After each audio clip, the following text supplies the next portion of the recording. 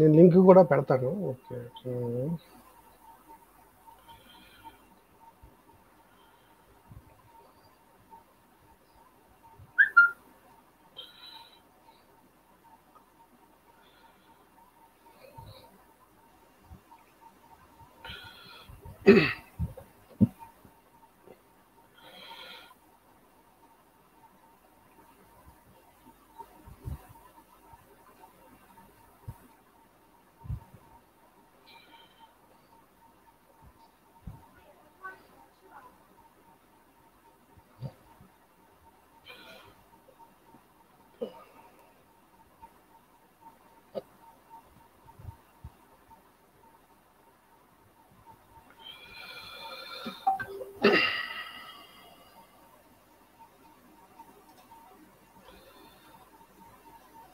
దేవుని నమస్తోత్రం. మీ అందరికీ వందనాలు తెలియజేస్తున్నాను.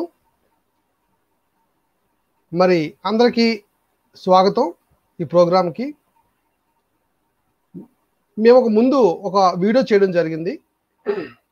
ఆ వీడియో మరి చాలామంది చూడడం జరిగింది. అందులో రాముడు గారు రామరాజ్యం అనే ఛానల్ నుంచి దాని మీద కొన్ని ప్రశ్నలు, ఆ వీడియో మీద కొన్ని ప్రశ్నలు ఆయన వేయడం జరిగింది. మరి రాముడు గారికి జవాబుగా ఈ వీడియోని మీ ముందుకు తీసుకొస్తున్నాం. అంతేకాకుండా చాలామంది చాలా ప్రశ్నలు ఆ వీడియో మీద వేయడం జరిగింది. కనుక దాని మీద కూడా చాలా ప్రశ్నలు జవాబులు మేము వేయదలిచాము. ఈరోజు మా టాపిక్ టైటిల్ ఏంటంటే చూడండి, ఆదిమ హిబ్రూ లిపి ఏ యుగానికి చెందింది?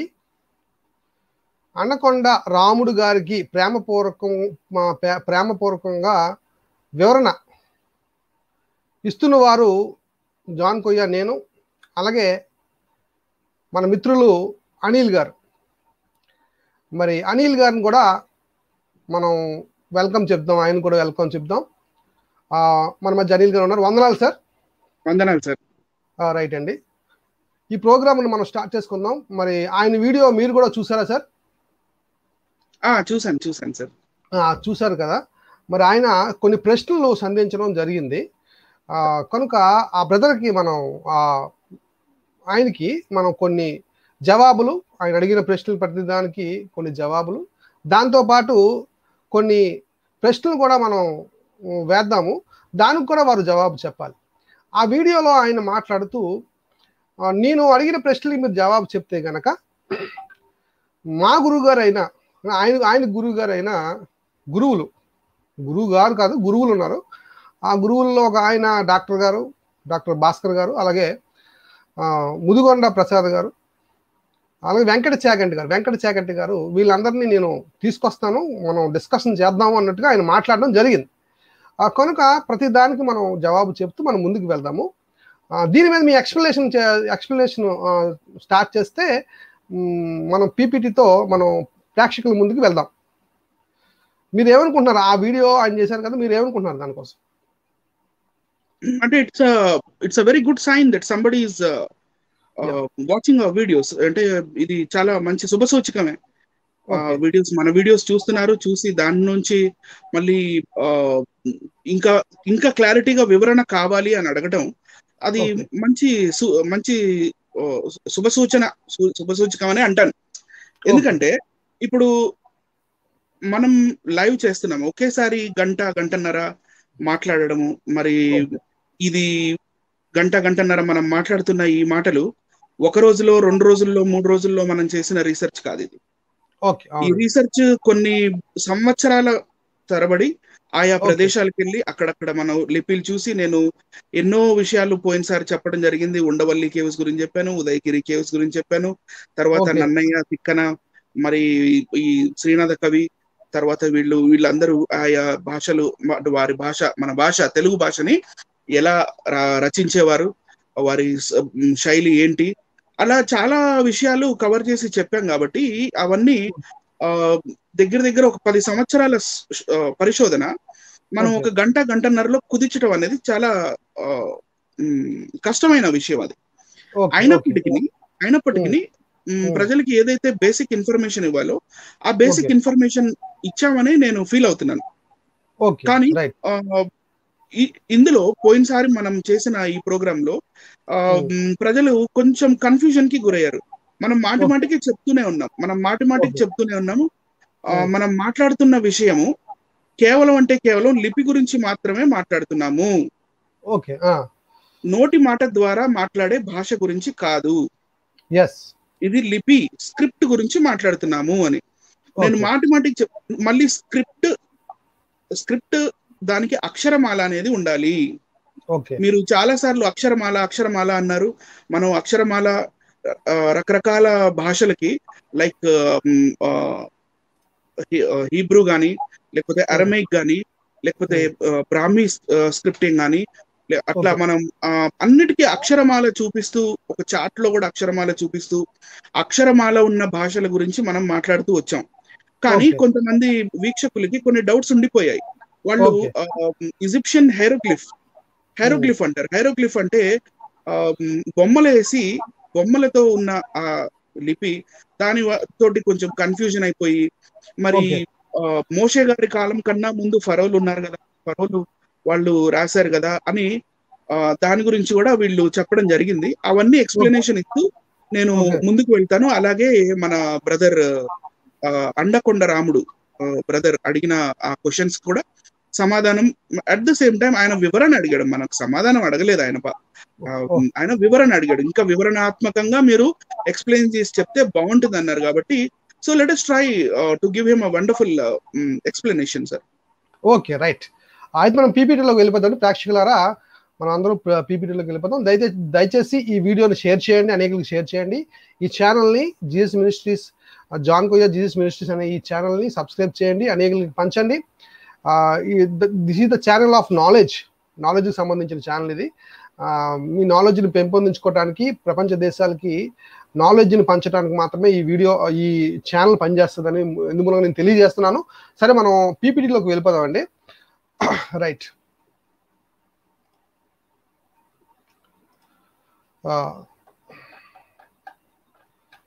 రైట్ అండి.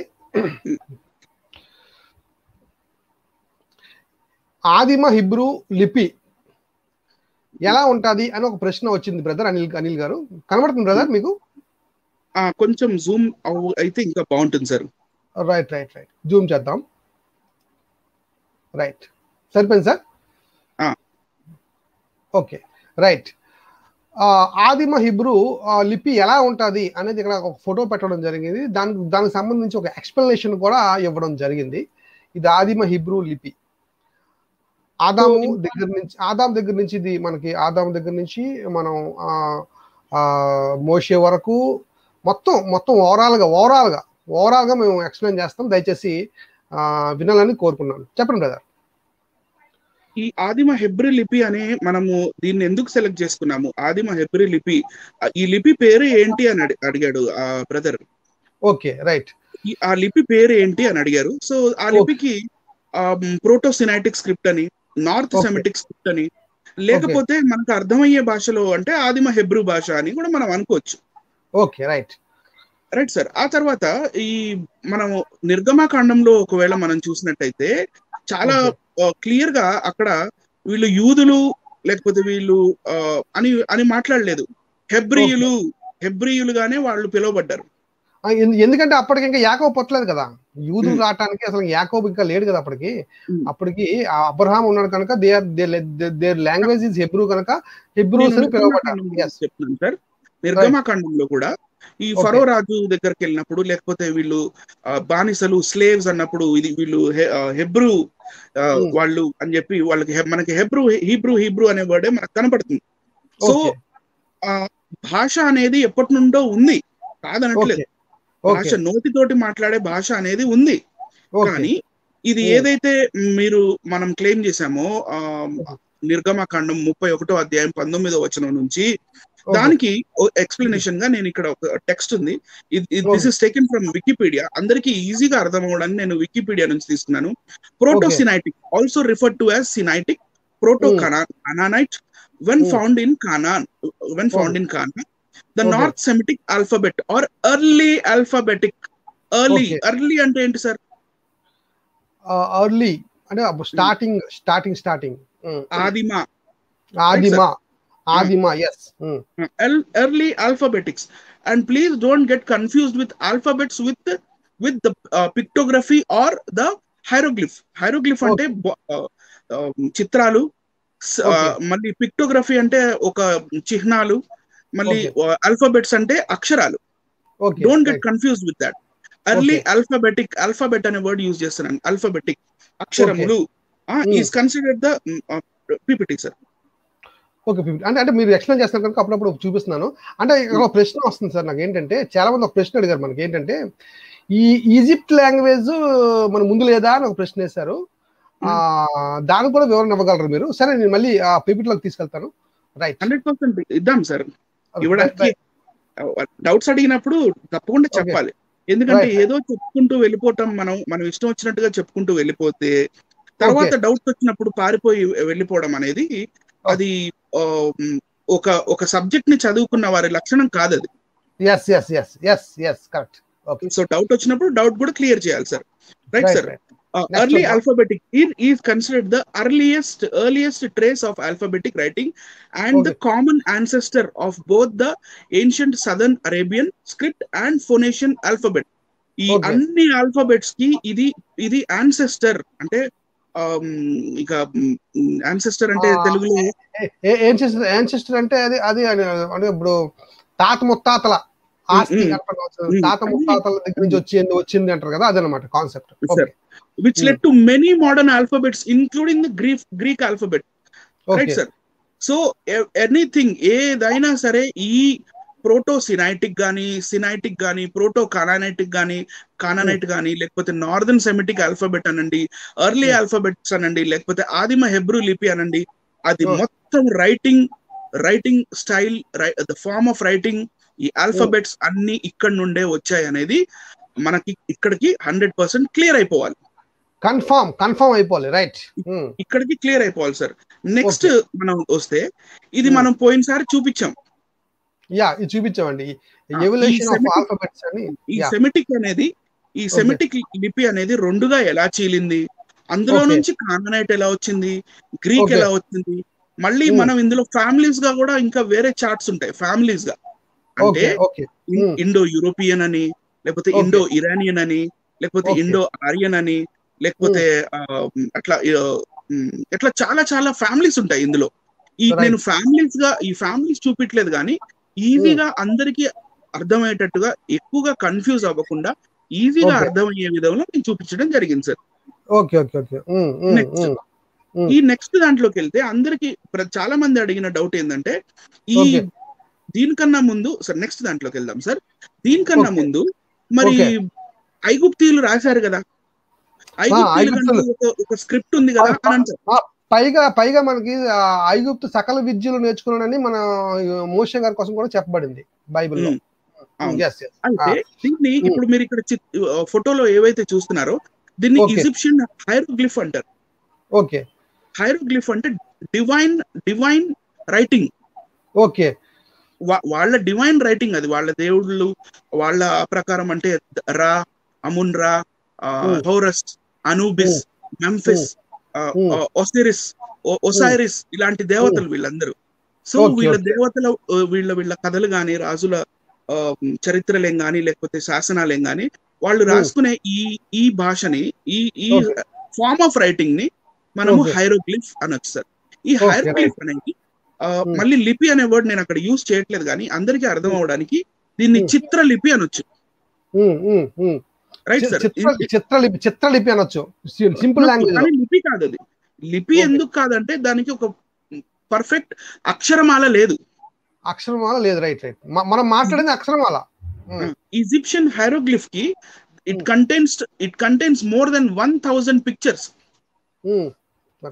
1000 కన్నా ఎక్కువ చిత్రాలు, 1000 కన్నా ఎక్కువ చిత్రాలు గీసేవాళ్ళు.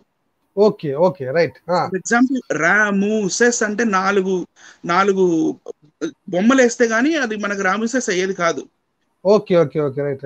సో అది అది ఈజీలీ అందరూ రాయగలిగింది కాదు. బొమ్మల రూపంలో ఉండేది అంతే.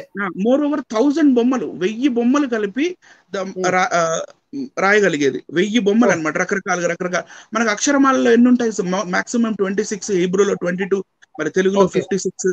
సో ఇట్లా మనకి ఏదైతే ఉందో, సో ఇక్కడ మనం మళ్ళీ ముందుకెళ్తే ఇంకో నెక్స్ట్ దీనికి వెళ్తే Egyptian hieroglyph on papyrus. Next slide లో ఈజిప్షియన్ హైరోగ్లిఫ్ ఆన్ పెపిరస్. వీళ్ళ కాగితం మీద, పెపిరస్ అంటే అదొక రకమైన గడ్డి. ఆ గడ్డిని తీసుకొచ్చి లైన్ గా పెట్టి మళ్ళీ అడ్డంగా మనం చాపని ఎలా అల్లుతామో అలా చాపని అల్లి దాన్ని ప్రెస్ చేసేవాళ్ళు. ప్రెస్ చేసి మళ్ళీ దాన్ని ఎండబెట్టిన తర్వాత అది కాగితంలా మారేది. మనకి ఈ ప్రస్తుత రోజుల్లో పేపర్ ఏదైతే మనం వాడుతున్నామో అది పెపిరస్ నుంచి ఐడియా వచ్చింది. ఈ పెపిరస్ మీద రాయబడింది. ఇక్కడ మీరు ఫస్ట్ ఫోటోలు, ఇక్కడ 2 ఫోటోలు ఉంటాయి. ఈ మీకు లెఫ్ట్ సైడ్ లో ఉన్నదేమో అది క్యాపిటల్ రైటింగ్, రైట్ సార్? అది జనరల్ గా రాజులకి వగైరా దేవతలకి సంబంధించింది అది. అదే మళ్ళీ గవర్నమెంట్ కి సంబంధించిన శాసనాలు వగైరా ఇవన్నీ కర్సివ్ రైటింగ్. అది కర్సివ్ రైటింగ్. మన ఇంగ్లీష్ కలిపి రాస్తాం చూడండి, కర్సివ్ రైటింగ్. అది కర్సివ్ రైటింగ్ అన్నమాట. బట్ మీరు ఇక్కడ ఈ బొమ్మలు చూస్తే చాలా తక్కువ రిపిటేషన్ ఉంటది. రిపిటేషన్ చాలా తక్కువ, ఈ బొమ్మలు చాలా ఎక్కువ. అందుకని ఇందులో అక్షరమాల లేదు. కాబట్టి ఇప్పుడు ఇది ఈజిప్షియన్ హైరోగ్లిఫ్ అనేది ఇది ఇప్పుడు టోటల్లీ ఇది నిర్మూలం అయిపోయింది, అంటే అంతరించిపోయింది సార్. అంతరించిపోయింది. దీని లిపి అనరు అసలు కదా? ఇది లిపి కాదు, అది it is a pictorial form of writing. Form of writing అది, రైట్ సార్? అవునండి. మరి రాముడు గారికి ఇది ఎక్స్ప్లెయిన్ చేస్తున్నాం అండి, దయచేసి గమనించాలి. రాముడు గారు కూడా గమనించాలి. ఫస్ట్ లిపి మాత్రం అది దేవుడి వేలుతో రాసిందే అని కన్ఫర్మ్ అయిపోతుంది. ఎందుకంటే చరిత్ర ప్రకారంగా, ఆధారాల ప్రకారంగా కూడా ఆదిమ హిబ్రూ లాంగ్వేజ్ మాత్రమే స్టార్టింగ్ రాయబడింది అనేది మనకు అర్థమవుతుంది. రైట్, కంటిన్యూ చేద్దాం సార్. నెక్స్ట్ వచ్చేసి ఇక్కడ క్యూనిఫామ్ టైప్ ఆఫ్ రైటింగ్ కూడా చూపించాను. క్యూనిఫామ్ ఇది జనరల్ గా ఆ టైంలో పర్షియా రాజులు లైక్ సుమేరియన్స్, అకేడియన్స్, ఎబ్లైట్స్, ఎలామైట్స్, హిట్టైట్స్, హురియన్స్, లువియన్స్, ఉరాటియన్స్ వీళ్ళందరూ రాసుకున్న ఇది ఒక ఫార్మ్ ఆఫ్ రైటింగ్, ఇది టైప్ ఆఫ్ రైటింగ్. దీన్ని మనం లిపి అనలేం, లిపి లేకపోతే స్క్రిప్ట్ అనలేం. Right sir. ఇక్కడ ఏమంది చూడండి, మరి దీని గురించి వికీపీడియా ఏం చెప్తుందంటే, ultimately it was completely replaced by alphabetic writing. It was completely replaced by alphabetic writing. ఈ అక్షరమాల ఎప్పటి నుంచి వచ్చిందో ఇవి ఇంకా లేదు. ఇది అసలుకి ఎగ్జిస్టెన్స్ లో లేదు, ఇది చలామణిలో లేదు. In the general sense, in the course of the Roman ఎరా, ఈ రోమా సామ్రాజ్యం కాలంలోనే ఇది అవుట్డేటెడ్ అయిపోయింది, ఇది లేదు. సో ఇప్పుడు మనం వాడుతున్న మన ఇంగ్లీష్ ఏం గానీ, లేకపోతే ఇంగ్లీష్ కి అసలు యాక్చువల్ గా లిపి లేదు, అది రోమన్ స్క్రిప్ట్. అది ఆ రోమన్ స్క్రిప్ట్ వచ్చింది గ్రీక్ స్క్రిప్ట్ నుంచి, ఆ గ్రీక్ స్క్రిప్ట్ వచ్చింది ఇండో యూరోపియన్ ఫ్యామిలీలో నుంచి. ఆ ఇండో యూరోపియన్ ఫ్యామిలీ అనేది హీబ్రూ నుంచి వచ్చింది. మళ్ళీ కిందకు వస్తే అంటే లైక్ ఈ అరమైక్ నుంచి మళ్ళీ బ్రాహ్మీ వచ్చింది. బ్రాహ్మీ నుంచి మనకు తెలుగు స్క్రిప్ట్ వచ్చింది. సో అన్నిటికీ మూల స్క్రిప్ట్ హిబ్రూ లిపినే. ఛాలెంజింగ్ వర్డ్ అనొచ్చు ఒక మాటలో చెప్పాలంటే. రైట్, నెక్స్ట్ మీరు చెప్పండి సార్. అర్థమైందా బ్రదర్? సో ఆయన మరొక ప్రశ్న కూడా వేయడం జరిగింది. అదేంటంటే, యేసుప్రభు వారు యేసుక్రీస్తు నేల పైన రాసిన భాష ఏమిటి అని ఒక ప్రశ్న ఆయన వేయడం జరిగిందండి. రాముడు గారు వేయడం జరిగింది. దానికి నా జవాబుగా ఇది చెప్తూ ఉన్నాను. జాగ్రత్తగా ప్రేక్షకులందరూ గమనించాలి, అలాగే రాముడు గారు కూడా గమనించాలి. అయ్యా, ఆ రెఫరెన్స్ లో, మీరు చూపించిన ఆ రెఫరెన్స్ లో ఎక్కడ కూడా యేసుప్రభు వారు నేల మీద మరి అక్షరాలు రాశారు అని కానీ ఎక్కడ లేదు. మీకు పాత నిబంధనలో పలక మీద ఆయన అక్షరాలు రాసినట్టుగా ఉంది. అక్కడ దేవుడు వేలతో ఆయన 10 ఆజ్ఞలు గల ధర్మశాస్త్రాన్ని రాశారు అని క్లియర్ గా మనకు అక్కడ రెఫరెన్స్ లో ఉంటది. కానీ ఇక్కడ రెఫరెన్స్ లో మనకి ఏం లేదంటే, ఆయన వేలుతో నేల మీద రాసినప్పుడు అక్కడ అక్షరాలు రాశారు అనేది ఎక్కడ కూడా బైబిల్లో లేదు అనేది మొదటి ఆన్సర్ నాది. అంటే మొదటిగా నేను వివరణ ఇస్తున్నాను దీనికోసం. యేసుక్రీస్తు నేలపై రాసిన భాష, అసలు భాష అనే పదం కూడా మనం వాడకూడదు, లిపి అనే పదం కూడా అస్సలు వాడకూడదు. ఎందుకంటే ఆయన రాసింది ఏంటో ఒకసారి మనం చూద్దాము. ఆయన 8వ వచనాన్ని చూపించారండి బ్రదర్. ఆయన 8వ వచనాన్ని ఆయన ఇక్కడ చూసారండి. ఆయన ఇది చూపించారు. ఏం చూపించారు? కర్సర్ నేను నడిపాను కదా, ఆయన ఈ రిఫరెన్స్ చూపించారు. యోహాను సువార్త 8వ అధ్యాయము యోహాను సువార్త 8వ వచనాన్ని ఆయన చూపించడం జరిగింది. మరలా వంగి నేల మీద రాయచుండెను అని ఆయన చెప్పడం జరిగింది. మరలా వంగి నేలపై రాయచుండెను. ఈ రాసింది ఆయన ఏమనుకున్నాడంటే అక్షరాలు రాశారు ఆయన యేసుప్రభు వారు అని ఆయన అనుకున్నాడు. కానీ 6వ వచనం మనం గమనించినట్లయితే 6వ వచనంలో ఆయన మీద నేరం మోపవాలని ఆయన్ని శోధించుచు ఇలాగూ అడిగిరి. అయితే యేసు వంగి నేల మీద వేళ్లతో ఏమో రాయుచుండెను. ఇక్కడ చూడండి, కరసలు పెట్టాను చూసారా, ఏమో రాయుచుండెను. ఏమో అనే పదం వాడారు ఇక్కడ. ఏమో ఇది రాసింది, ఈ సువార్తను రాసింది యోహాన్ గారండి. అపోస్తుడైన యోహాన్ అంటారు ఈయన. మరి అపోస్తుడైన యోహాన్ అంటారు. కానీ వీళ్ళు ఎవరు, మన ముదుగొండ గారు ఏమంటారంటే ఈ సువార్త రాసింది బాప్తిస్మిచ్చే యోహాను అంటారు. అయ్యా ముదుగొండ గారు లేదంటే రాముడు గారు, మీకు కూడా ఇద్దరు కలిసి చెప్తున్నాను, దయచేసి అర్థం చేసుకోండి. ఈ సువార్తను రాసింది అపోస్తుడైన యోహాన్ గారు, అంటే శిష్యుడైన యోహాన్ గారు. 12 మంది శిష్యుల్లో, యేసుప్రభు వారు 12 మంది శిష్యుల్లో ప్రముఖుడుగా ఉన్న, స్తంభముగా ఉన్న యోహాన్ గారు ఈ సువార్తను రాశారు. కానీ బాప్తిస్మిచ్చే యోహాన్ గారు, చనిపోయిన బాప్తిస్మిచ్చే యోహాన్ గారు రాయలేదు అని ఇందు మూలంగా నేను తెలియజేస్తున్నాను. బల్లగుద్ది, మామూలుగా కాదు, బల్లగుద్ది చెప్తున్నాను. మరలా చెప్తాను కావాలంటే, బాప్తిస్మిచ్చే యోహాను రాసిన సువార్త కాదు ఇది అపోస్తుడైన శిష్యుడైన యోహాను గారు రాసిన సువార్త. ఈయన 5 పుస్తకాలు రాశారు బైబిల్లో. 5 పుస్తకాలు, యోహాను సువార్త, యోహాను 3 పత్రికలు, అలాగే ప్రకటన గ్రంథము. మరి ఈ 5 పుస్తకాలు రాసిన గ్రంథకర్త ఈ ప్లేస్ లో ఉన్నాడండి ఇక్కడ. ఈయన నేల మీద వేలుతో ఏమో రాయిచుండెను అని ఈయన ప్రస్తావించారు. అంటే ఇక్కడ యోహాను గారికి ఏమో అని అర్థమైంది.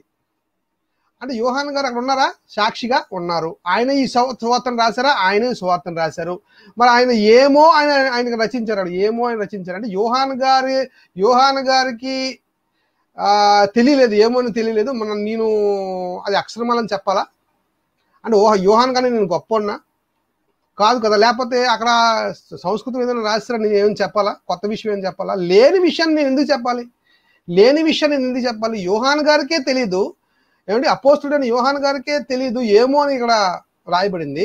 మరి జాన్ కోయాకి ఏం తెలుస్తుంది? అనిల్ కుమార్ గారికి ఏం తెలుస్తుంది? ఇలా మిగతా క్రైస్తవులకి ఏం తెలుస్తుంది అండి? అంటే ఇక్కడ మేము కిట్టించి ఏం చెప్పాలా? మేము కిట్టించేప్పుడు క్రైస్తవుడు ఎప్పుడు కూడా కిట్టించి ఏ వచనాలని చెప్పడు. బైబిల్లో ఒక మాట ఉంది, లేఖనము మనిషి ఊహలను బట్టి రాయలేదు, పరిశుద్ధాత్మ ప్రేరణ వల్ల రాయబడింది అని చెప్పబడింది. ఊహను బట్టి ఊహించి మేము ఎలా చెప్తామండి? ఏ వచనం కూడా మేము ఊహించి చెప్పం బైబిల్లో నుంచి. ఇక్కడ ఏమో అని రాయబడింది కనుక ఏమో అంటే మనకు తెలియదు. ఏవో రాస్తున్నాడు, అది మనకు అర్థం అవ్వదు. ఏమో రాస్తున్నాడు మనకు తెలియదు. లిపి అయితే ఖచ్చితంగా కాదు, అక్షరమాల ఖచ్చితంగా కాదు, అక్షరాలు ఖచ్చితంగా కాదు. కనుక అక్కడ రాసిన అక్షరాలు కాదని ఇందు మూలంగా నేను రాముడు గారికి తెలియజేస్తూ మిగతాది నేను మళ్ళీ మీకు ఇచ్చేస్తానండి. ఇక్కడ చూడండి, బ్రదర్ కంటిన్యూ చేయండి బ్రదర్ అనిల్ గారు. సార్, అయితే అండకొండ రాముడు బ్రదర్ మనల్ని ఒక ప్రశ్న వేయడం జరిగింది ఆ వీడియోలో. మా గురువు గారులతో నేను మాట్లాడతాను. కానీ హిందూ మతం ప్రకారము మాకు 4 యుగాలు ఉన్నాయి. యుగాల పేర్లు కూడా తను కృతయుగము, త్రేతాయుగం, ద్వాపర యుగం, కలియుగం ఉన్నాయి. 4 యుగాలు ఉన్నాయి. మరి బైబిల్లో ఉన్న దేవుడు తన వేలుతో రాయబడింది, తన వేలుతో రాసి ఇచ్చింది. మరి మీరు ఏ సంవత్సరంలో చెప్పాలి? ఒకవేళ చెప్పలేకపోతే హిందూ గ్రంథాల ప్రకారము కృతయుగంలోనా, త్రేతాయుగంలోనా, మరి ద్వాపర యుగంలోనా, లేకపోతే కలియుగంలోనా అలా చెప్పినా పర్వాలేదు అని అన్నారు. Okay sir. సో ఈ క్వశ్చన్ చాలా ఇంట్రెస్టింగ్ అనిపించింది సార్. ఇంట్రెస్టింగ్ అనిపించింది మీకు? అవునండి, ఈ క్వశ్చన్ నాకు చాలా ఇంట్రెస్టింగ్ అనిపించింది. ఎందుకంటే I really like comparative studies అంటే నాకు చాలా ఇష్టం. అంటే కంపేర్డ్ అంటే హిస్టరీని కంపేర్ చేయడము, లేకపోతే బుక్స్ ని కంపేర్ చేయడము, లేకపోతే ఆ టీచింగ్స్ ని కంపేర్ చేయడము, లేకపోతే ఒక ఒక ఐడియాలజీ, ఒక సిద్ధాంతాన్ని కంపారిటివ్ గా చూడడం నాకు రియలీ చాలా ఇష్టం. So the way this brother asked, ఈ తమ్ముడు అడిగిన ఈ విధానము నాకు చాలా బాగా నచ్చింది sir. Okay okay okay. So తమ్ముడు రేపు పొద్దున మళ్ళీ వాళ్ళు ముదుగొండ గారిని, భాస్కర్ గారిని వాళ్ళు కూడా తీసుకొస్తారని చెప్పాడు. ఈ వీడియో చూసిన తర్వాత ఆయన నిర్ణయం తీసుకుంటాడు. ఈ వీడియో చూసిన తర్వాత ఆయన నిర్ణయం తీసుకుని ఏ విషయం అనేది మనకు చెప్తాడండి. అప్పుడు మనం వాళ్ళతోనే కూర్చుందాం, ఏం పర్లేదు, మాకేం అభ్యంతరం ఏం లేదు. మేము ఎవరితోనే కూర్చుంటాం ఖచ్చితంగా. మరి ఈ విషయాన్ని ఏది మూల గ్రంథం, ప్రపంచానికి ఏది మూల అక్షరమాల అనేది మనం కూర్చోడానికి ఎప్పుడూ సిద్ధంగా ఉంటాం, ఆన్సర్స్ చేయడానికి ఎప్పుడూ సిద్ధంగా ఉంటాం. ఆల్రెడీ ఆన్సర్స్ చేస్తున్నాము, ఖచ్చితంగా మేము తెలియజేస్తాం. కంటిన్యూ చేద్దాం బ్రదర్, చూపించినట్టు చూపిద్దాం. Okay okay.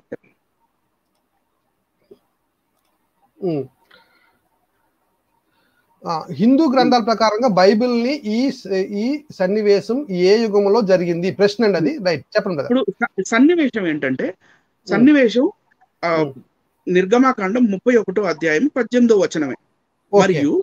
మరియు ఆయన సీనాయి కొండ మీద మోషేతో మాట్లాడుట చాలించిన తరువాత ఆయన తన శాసనములు గల 2 పలకలను, ఆయన మీన్స్ యెహోవా దేవుడు, ఓకే రైట్ సార్, 2 పలకను అనగా దేవుని వేలితో రాయబడిన రాతి పలకలను అతనికి ఇచ్చెను. Right sir. ఈ సీన్ 10 కమాండ్మెంట్స్ అంటారు దీన్ని. Right, 10 commandments. ఈ సీన్ జరిగింది. ఈ సీన్ ఎప్పుడు జరిగింది? హిందూ గ్రంథాల ప్రకారం, హిందూ గ్రంథాల యుగాల ప్రకారం, అంటే హిందూ గ్రంథాల్లో ఉన్న యుగాలు ఉన్నాయి కదా సార్, ఈ యుగాల ప్రకారం బైబిల్లోని ఈ సన్నివేశం ఏ యుగంలో జరిగింది? ఓకే రైట్, ఓకే అనేది అతని క్వశ్చన్ సార్. అతని క్వశ్చన్ కదా, ఆన్సర్ చేద్దాం సార్ ఖచ్చితంగా. నెక్స్ట్ పెట్టమంటారా? Yes sir. రైట్. ఇప్పుడు మనకి చాలా బుక్స్ లో, అంటే శ్రీమద్ భాగవతం ఏం కానివ్వండి, మత్స్య పురాణం ఏం కానివ్వండి, విష్ణు పురాణం ఏం కానివ్వండి, భవిష్య పురాణం ఏం కానివ్వండి, మనకి రామాయణంలో కూడా ఉందండి. అంటే మాక్సిమం అన్ని పుస్తకాలు కవర్ అవుతుంది ఇది. అంటే యుగాలు ఇయర్స్ కవర్ చేస్తారు వాళ్ళు ఖచ్చితంగా. ఇవన్నీ బుక్స్ లో మనకి కామన్ గా దొరికేది కృతయుగం యొక్క పీరియాడిసిటీ ఎంత లాంగ్ ఉంది అది. కృతయుగం వచ్చేసి 17,28,000 సంవత్సరాలు సార్. 17 లక్షలు. Okay right. 17,28,000 సంవత్సరాలు. ఓకే. త్రేతాయుగం, దాని నెక్స్ట్ కృతయుగాన్ని సత్యయుగం అని కూడా అనొచ్చు, అంటారు. ఓకే. ఈ ధర్మం 4 పాదాల మీద ఉండేది ఈ కృతయుగంలోనే. Okay okay okay okay. Next వచ్చేసి త్రేతాయుగం. త్రేతాయుగం యొక్క డ్యూరేషన్ వచ్చేసి 12,96,000 సంవత్సరాలు సార్. నెక్స్ట్ వచ్చేసి ద్వాపర యుగం. ద్వాపర యుగంలో, అంటే త్రేతాయుగంలో ధర్మం 3 పాదాల్లో ఉంటుంది. ఓకే. ద్వాపర యుగంలో 2 పాదాల్లోనే ఉంటుంది. ఓకే, 2 పాదాలు ఉంటుంది ధర్మం కొంచెం నశించింది. ఓకే. సో ద్వాపర యుగం వచ్చేసి దాని డ్యూరేషన్ ఇంకొంచెం తగ్గుతుంది, 8,64,000 సంవత్సరాలు sir. Okay right right sir. ఇప్పుడు కలియుగం. ఇప్పుడు మనం కలియుగంలో ఉన్నాం అంటాం, ఎందుకంటే ఈ శ్రీకృష్ణుడు ఎప్పుడైతే ఆయన జన్మ చాలించారో అప్పటి నుంచి ఇక ఆ డేట్ నుంచి, ఆ టైం నుంచి మనకి కలియుగం స్టార్ట్ అంటారు. సో కలియుగం యొక్క డ్యూరేషన్ వచ్చేసి 4,32,000 ఇయర్స్. 4 లక్షల అంటే చూడండి, కృతయుగం నుంచి టైం మెల్లిగా తగ్గుతూ 10% తగ్గుతూ వచ్చింది సార్. 40, 30, 20, 10. yes 40, 30, 20, 10 right sir. కానీ మరి ఇంత లాంగ్ పీరియడ్ ఉన్నప్పుడు మరి హిందూ గ్రంథాల్లో కృతయుగం గురించి ఏముంది, త్రేతాయుగం గురించి ఏముంది, ద్వాపర యుగంలో ఎవరున్నారు ఏముంది, మరి ఇవన్నీ ఒకసారి జస్ట్ ఒక లుక్ వేద్దాం పైన అలా చూస్తూ సార్. నెక్స్ట్ వచ్చేసి ఈ నెక్స్ట్ ఇది వచ్చేసి ద్వాపర యుగం నుంచి మొదలు పెడదాం సార్, అంటే రివర్స్ వెళ్దాం. ద్వాపర యుగం అంటే వెనక నుంచి, అంటే ఇప్పుడు అంటే ఈ 20% దగ్గర నుంచి వెళ్దాం, కింద నుంచి ఇలాగా. ఎస్, ఇలాగ వెళ్దాం. అంటే మనం ఉన్నది కలియుగం కదా, కలియుగం కదా, మనందరం కలియుగంలో ఉన్నాం కాబట్టి ద్వాపర యుగానికి వెళ్దాం. అంటే ది ఎడ్జ్ ఆఫ్ ద ద్వాపర యుగ అండ్ కలియుగకి మధ్యలో ఉన్నప్పుడు అక్కడ ఏం జరిగిందంటే కురుక్షేత్ర యుద్ధం అయింది. కురుక్షేత్ర యుద్ధం జరిగింది. ఎస్. ఓకే. ఈ కురుక్షేత్ర యుద్ధం మహాభారతంలో భీష్మ పర్వంలో ఉంటుంది మనకి. Bhishma Parvam. Okay, right. Okay, right sir. Bhishma పర్వంలో 9వ అధ్యాయంలో ఉన్న భీష్మ పర్వంలో 9వ అధ్యాయంలో ఉన్న ఒక శ్రీమద్ మహాభారతం నుంచి నేను ఒక పద్యాన్ని చూపిస్తాను చూడండి. మహాభారతంలో ఏం చెప్తుందో ఇక్కడ మీరు కొంచెం జూమ్ చేయండి సార్. శ్లోకం అది పద్యం అవసరం లేదు, తాత్పర్యం ప్రజలకి కనపడితే చాలు. భీష్మ పర్వం ప్రథమాశ్వాసము. ఫుల్ జూమ్ చేస్తాను సార్, ఫుల్ జూమ్ చేస్తాను. చేయండి సార్. సరిపోయింది కదా ఇప్పుడు? ఇలా సరిపోయింది కదా? Okay, right. ఇక్కడ సంజయుడు ఓకే ధృతరాష్ట్రుడికి అంటే దుర్యోధనుడు వాళ్ళ డాడీకి ఆయనకి కళ్ళు ఆయనకి ఎక్స్ప్లెయిన్ చేస్తుంటాడు. అసలు వీళ్ళు ఎందుకు కొట్టుకున్నారు, వీళ్ళు పాండవులు కౌరవులు వీళ్ళు అసలు ఎందుకు యుద్ధం చేయాలి, అసలు ఏం అవసరము అని అంటే, లేదు ఈ భారతావని చాలా పెద్దది, ఇందులో ఉన్న నదులు ఇవన్నీ, ఇందులో ఉన్న కొండలు ఇవన్నీ పర్వతాలు నదులు ఉన్నాయి. అలాగే ఈ భారతావనిలో ఉన్న రాజ్యాలు, ఆ రాజ్యాల్లో ఉన్న ప్రజల గురించి చెప్తాను వినండి అని ఈ పద్యంలో చెప్తూ ఏం చెప్తున్నారంటే, Panchala, Barbara, Vatsa, Matsya, Magadha, Malayala, note this point sir, Malayala, okay, Kalinga, Kukura, Konkana, Tenkana, Trigartha, Samudra, Salva, Surasena అనేది కూడా మనం ఇంతకు ముందు చాలాసార్లు చూసాం. సుదేష్ణ, సుష్మ, సుహ్మ, కురు, కురుష, కాశ, కోసల, యవన. Right sir. యవన మళ్ళీ దొరికారు మనకి కరెక్ట్ గా. ఓకే. యవన, యుగంధర, ఆంధ్ర, ఇది కూడా నోట్ చేయండి sir. Andhra. Okay, right. Right sir. Sindhu, Chedi, అది చేడి అని రాశారు అని actually it is Chedi. Right sir. తర్వాత చోళ, ఈ చోళ రాజు ఉన్నాడు కదా సార్, రాజరాజ నరేంద్రుడు, చోళ. ఈ పుళింద, పుండ్ర, ఈ పాండ్య రాజులు ఉన్నారు కదా సార్, పాండ్య, ఓకే, అభీర, సౌవీర, సౌరాష్ట్ర అంటే గుజరాత్, మహారాష్ట్ర, విదేహ, విదర్భ, ద్రవిళ, దశార్ణ, కర్ణాట, మీకు ఇక్కడ కర్ణాటక కనపడుతుంది, కర్ణాటక గురించి చెప్తాడు. కర్ణాటక, గౌళ, అంగ, వంగ, వరాట, లాట, బహ్లిక. మళ్ళీ Bahlika means the Bactrian kingdom, the Bactrian city. Bactria అనేది ఒక ప్రదేశం. It was never inside India, it is outside India, far away from Afghanistan. Afghanistan ఏరియాలో కొన్ని ఏరియాలో ఉంటది. yes, okay, right. Bahlika is nothing but bacteria, right sir? Okay. Bahlika, బహుదాన, కిరాత అంటే నేను కిరాతి people అని చెప్పి ఇంతకు ముందు కూడా చూపించడం జరిగింది. వాళ్ళు నేపాలీస్ సార్. Right sir. లక్ష్మంత, కాశ్మీర అంటే కాశ్మీర్ గురించి చెప్తున్నారు ఇక్కడ. Gandhara means Kandhar which is in Afghanistan. Kamboja అంటే అది it is very much near to Gandhara. కాంబోజాలోనే అక్కడ యవనులు, సకులు వీళ్ళందరూ ఒక యునైటెడ్ గా ఉండేవాళ్ళు. మళ్ళీ కింద చూడండి, పైన ఫస్ట్ లైన్ లో మీకు మలయాళ కనపడింది కదా, కనపడింది కదా. మళ్ళీ మీరు ఇక్కడ ఫిఫ్త్ లైన్ లోకి వస్తే మళ్ళీ కేరళ, ఫస్ట్ వర్డ్ కేరళ, మాళవ, నేపాల, కిరాత ఇందాక చూపించాను అయినప్పటికీ నేపాల, నేపాల్ ఒకటే కానీ 2 సార్లు రాయబడింది. Okay, right. అంటే మలయాళ, కేరళ కూడా ఒకటే, ఓకే, రైట్, కానీ 2 సార్లు రాయబడింది. సరే. కుంతల, అవంతి, కామరూపం అంటే it is Kamrup district, Assam, గువాహటిలో ఉంది కదా మనకి. మాలిగావ్లో మనకి కామాఖ్యాదేవి మందిర్ ఉంది. ఆ ఏరియా మొత్తం కామరూప్ డిస్ట్రిక్ట్ కింద వస్తుంది సార్ అది. సో అది కామరూపం అంటే అది యాక్చువల్లీ అస్సాం. మొదలైన భారత వర్షాలను జనపదాలు. ఇప్పుడు నేనేం చెప్పాలనుకుంటున్నా అంటే, ఇందులో ఛత్తీస్గఢ్, జార్ఖండ్, తెలంగాణ తప్ప అన్ని ఉన్నాయి సార్. ఇండియాలో ఉన్న ప్రతి స్టేట్ ఉంది ఇక్కడ, అంతే కదండి? మనల్ని పెడతాను, ఎక్స్ప్లెయిన్ చేయండి. ఓకే, ఇండియాలో ఉన్న ప్రతి స్టేట్ ఇక్కడ కనబడింది. ఓకే. సో ఈ చక్రం ఇందాక మనం ఏదైతే చూసామో, వీళ్ళు ఏం చెప్తారంటే ద్వాపర యుగం ఎండ్ అయిపోయింది, కలియుగం 5000 ఇయర్స్ అది ఇది అని.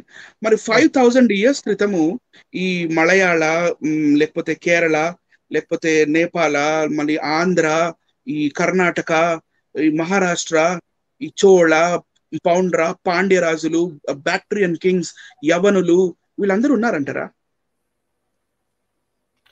అంటే వీళ్ళందరూ కొత్తగా వచ్చిన వాళ్ళండి యాక్చువల్లీ. కొందరు బీసీలోని, కొందరు బీసీ తర్వాత ఏడీలో వచ్చిన వాళ్ళు నాకు తెలిసి. అంటే హిస్టారికల్ ప్రకారంగా అయితే ఐదర్ కొంత వెనక్కి వెళ్తే బిఫోర్ క్రైస్ట్ కొంతకాలం, ఐదర్ మనం ఇంకా వెళ్ళాల్సిన పని ఉండదు. నాకు తెలిసి ఇవన్నీ ఏడీలో ఉన్నాయని నా ఉద్దేశం, నా పర్సనల్ ఉద్దేశం ఏంటంటే ఈ దాన్ని ఏమంటారు, ఈ పద్యం ప్రకారంగా ఇది టీటీడీ కదా, టీటీడీ తిరుపతి తిరుమల దేవస్థానం సంబంధించిన ఈ బుక్ అండి. ఇది ప్రేక్షకులు గమనించండి, ఇది మామూలు బుక్ కాదు. తిరుపతి తిరుమల దేవస్థానం గారు ప్రింట్ చేసిన పుస్తకం అది. భీష్మపర్వంలో ఆ పాయింట్ ఉంటుంది, మీరు కావాలంటే చూసుకోండి, మేము ప్రూఫ్ కూడా పెట్టాము. అందులో మరి ఏడీలో ఉన్న after death of Jesus Christ అంటే ఏడీలో ఉన్న సందర్భాలు, ఆ రాష్ట్రాలు మనకు కనబడుతున్నాయి. మరి మహాభారతం ఎప్పుడు జరిగింది? ఇందాక బ్రదర్ చెప్పారు, మహాభారతం ఎప్పుడు జరిగింది ఆలోచించండి ఒకసారి. 5,000 సంవత్సరాల క్రితం అంటారు, ద్వాపర యుగం అంటారు. ద్వాపర యుగంలో ఈ పాండ్య, చోళ, చెర, చెడి రాజులు, మళ్ళీ ఈ మలయాళం అనే పేరు, లేకపోతే కేరళ అనే పేరు, కర్ణాటక అనే పేరు, లేకపోతే ఆంధ్ర అనే పేరు, మళ్ళీ ఫస్ట్ లైన్ మీరు ఒక్కసారి చూపిస్తే I'd like to show you some other wonderful thing. First line అక్కడ చూడండి, ఫస్ట్ లైన్ లో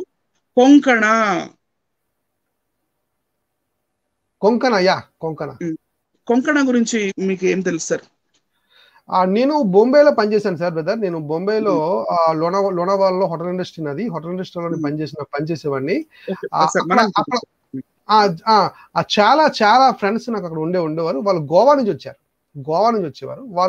వారు మాట్లాడే భాష కొంకణి లాంగ్వేజ్ బాగా మాట్లాడేవారండి. అంటే Portuguese language, English mixed with Portuguese, అది పోర్చుగీస్ లాంగ్వేజ్ అనమాట అది. సో పోర్చుగీస్ నే వాళ్ళు ఏమన్నారంటే, మేము వీఆర్ సిటిజన్ ఆఫ్ పోర్చుగీస్ అని కూడా అనేవారు వాళ్ళు. అంటే వాళ్ళు మేము ఇండియన్స్ మీ అని వాళ్ళు ఫీల్ అయ్యేవారు కాదు. వాళ్ళతో మాట్లాడినప్పుడు మీరు ఇండియన్సే కదని అన్నప్పుడు మేము పోర్చుగీస్, మా లాంగ్వేజ్ పోర్చుగీస్ లాంగ్వేజ్, మాది స్టైలిష్ లాంగ్వేజ్ అనేవారు. వాళ్ళు టోటల్ గా ఇంగ్లీష్ మిక్స్డ్ తో పోర్చుగీస్ మాట్లాడేవారు. వాళ్ళు కొంకిని అనే పదం, ఆ భాషకి వాళ్ళ పేరు వినబడిందంటే కొంకిని లాంగ్వేజ్. సో ఆ కొంకిని చెప్పండి, ఇది ఎప్పుడు రాసి ఉంటారు? ఈ భీష్మ పర్వం, ఈ జస్ట్ యుద్ధం అయ్యే ముందు ఈ జరుగుతున్న ఈ సంభాషణ, ఇది పోర్చుగీస్ అంటే పోర్చుగీస్ ఇండియాలో ఉన్నప్పుడు, పోర్చుగీస్ ఇండియాలో ఉన్నారని రికార్డ్స్ ఉన్నాయి. సో అప్పుడు కానీ రాశారేమో అని నా ప్రశ్న అండి ఇది. So but not 5,000 years, right? Automatic clear అవుతుంది. అంటే ఈ మహాభారతం రాసే టైములో ఈ పోర్చుగీస్ ఉన్నారు, కొంకణి భాష మాట్లాడేవారు ఉన్నారు, పోర్చుగీస్ ఉన్నారు. సో ఆ టైంలో ఇది రాయబడింది అనేది మనకు అర్థమైపోతుంది క్లియర్ గా. So but not 5,000 years, right? 5,000 years కాదు, ఎందుకంటే ఆఫ్టర్ ఏడిఏ, బీసీ అయితే ఖచ్చితంగా కాదు. ఖచ్చితంగా అంటే ఈ రెఫరెన్స్ బట్టి, అంటే హిందూ గ్రంథాల్లో ఉన్న ఈ రెఫరెన్స్ బట్టి మహాభారతం అనేది బీసీలో కాదు ఏడీలోనే రాయబడింది అనేది ఇందు మూలంగా మనం ఈజీగా తెలిసిపోతుంది క్లియర్ గా. I'd like to place it in 1000 AD అని అంటాను సార్. 1000 AD లో I'd like to place this. ఎందుకంటే మనకు అక్కడ చోళరాజు కనపడుతున్నాడు, రాజ నరేంద్రుడు చోళరాజు. వీళ్ళందరూ కనబడుతున్నారు కనుక అంటే అప్పుడే రాయబడిందా 1000 AD. I'd like to place it there. ఈజీగా ఎందుకంటే ముందు రికార్డ్ లేదు. అంటే ఏ రికార్డ్ లేదంటే ఈ రాజులందరూ మహాభారత టైంలో ఉన్నారు అనే రికార్డ్ ఒకటి లేదు మనకి. నెక్స్ట్ స్లైడ్ లో వీళ్ళు క్లెయిమ్ ఏం చేస్తారంటే, లేదండి మీరు ఏదో తెలుగులో మీరు ఇష్టం వచ్చింది ఏదో రాసుకొని చూపించారు, మేము నమ్మడానికి మేమెందుకు నమ్ముతాము, మేము పిచ్చోళ్ళమా అంటారు. సో ఇవే పేర్లు, ఇవే సంస్కృత శ్లోకాలు పెట్టాను చూడండి సార్. తప్పకుండా చూపిస్తానండి. రైట్, అంటే 6,940 అని ఉంది చూడండి. 6,940. 6 అంటే సిక్స్త్ బుక్ ఇస్ భీష్మ పర్వం. 9 అంటే చాప్టర్ 9. 40 అంటే 40వ శ్లోకం. 6 అంటే భీష్మ పర్వం, 9 అంటే 9th చాప్టర్, 40 అంటే 40వ శ్లోకం. ఇది ఇక్కడ 38973, 38974, 38975 అని ఇక్కడ మీకు లెక్క కనపడుతుంది సైడ్ కి, రైట్ సైడ్. అది ఏంటంటే ఈ మహాభారతంలోని శ్లోకం నంబర్ అన్నమాట. ఎందుకంటే ఎందుకంటే ఉమ్, ఇవి మొత్తం 1,00,000 శ్లోకాలు, మహాభారతం మొత్తం 1,00,000 అవును శ్లోకాలు. అవును అవును. సో 38,973 శ్లోకం నుంచి రైట్ సార్. ఇంకా నెక్స్ట్ స్లైడ్కి వెళ్దాం సార్. అంటే వాళ్ళు కావాల్సిన వాళ్ళు తీసుకుంటారు, మన స్క్రీన్ షాట్ తీసుకుంటారులేండి. Okay okay right right right okay. 39,009వ శ్లోకం దాకా ఓకే రైట్ సార్. 38,973 నుంచి 39,009వ శ్లోకం దాకా నేను ఇవన్నీ పెట్టాను. మీరు కావాలంటే స్క్రీన్ షాట్ పెట్టుకోండి, తీసుకోండి, కావాలంటే చదవండి. మీకు చిన్న ఇందులోనే ఇక్కడ ఈ స్లైడ్ లోనే కొంచెం దీన్ని జూమ్ చేసి కిందకి చేస్తారా? ఒకటి అండర్లైన్ చేశాను చూడండి, ఇక్కడ 64th 64 తప్పకుండా చూపిస్తానండి. 6964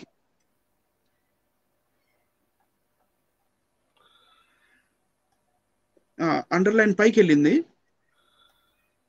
అండర్లైన్ పైకి వెళ్ళింది అంటారా? ఎక్కడండి ఇది? 64 లో 64 ఒక 64 యా. సో ఇక్కడ చూసినట్టయితే మనమేం అబద్ధాలు చెప్పేది మనకేం అవసరం లేదు. ఇక్కడ ఏమని రాసి ఉంటుంది, యవన చీనా కాంబోజా దారుణ మ్లేచ్ఛ జాతయ. ఈ యవనులు, చీనులు, కాంబోజులు దారుణమైన మలేచ్ఛ జాతికి చెందిన వాళ్ళు వీళ్ళు ఉన్నారు, మ్లేచ్ఛ జాతికి చెందిన వాళ్ళు అని వీళ్ళు ఇక్కడ ఇందాక మాట్లాడాం కదా సార్, యవనులు, ఈ కాంబోజులు అని చెప్పి. సో వీళ్ళంతా చీనా, కొంకణ, టంకణ ఇవన్నీ విన్నాం, మనం చదివాం కదా. సో సేమ్ శ్లోకాలు, మనకు చేంజ్ ఏం లేదు. సో తొందరగా మనం నెక్స్ట్ స్లైడ్ లోకి వెళ్తే, ఇక్కడ I'd like to show few more interesting things which happened in ద్వాపర యుగం. ద్వాపర యుగంలో జరిగిన కురుక్షేత్ర యుద్ధంలో యవన, సక, కాంబోజ, బహ్లిక, పాండ్య, చోళ మరియు చెరరాజులు మనకు కనపడతారు. ఓకే, మొత్తం 18 అక్షౌహిణులు రైట్ సార్. అంటే 11 అక్షౌహిణులు వచ్చేసి కౌరవుల వైపు 11 అక్షౌహిణులు, 7 అక్షౌహిణులు వచ్చేసి మనకి పాండవుల వైపు. 7 + 11 అంటే 18 అక్షౌహిణిలో మనకి ఇందులో చాలా ఇది కొత్త కింగ్స్, వీళ్ళు ఎలా రాజులు, వీళ్ళ రాజ్యాలు ఎలా కనపడతాయంటే మనకి ఇక్కడ కళింగ రాజులు కనపడతారు. కొంచెం జూమ్ చేయండి సార్, కొంచెం జూమ్ చేయండి, హెడ్డింగ్ అక్కర్లేదు.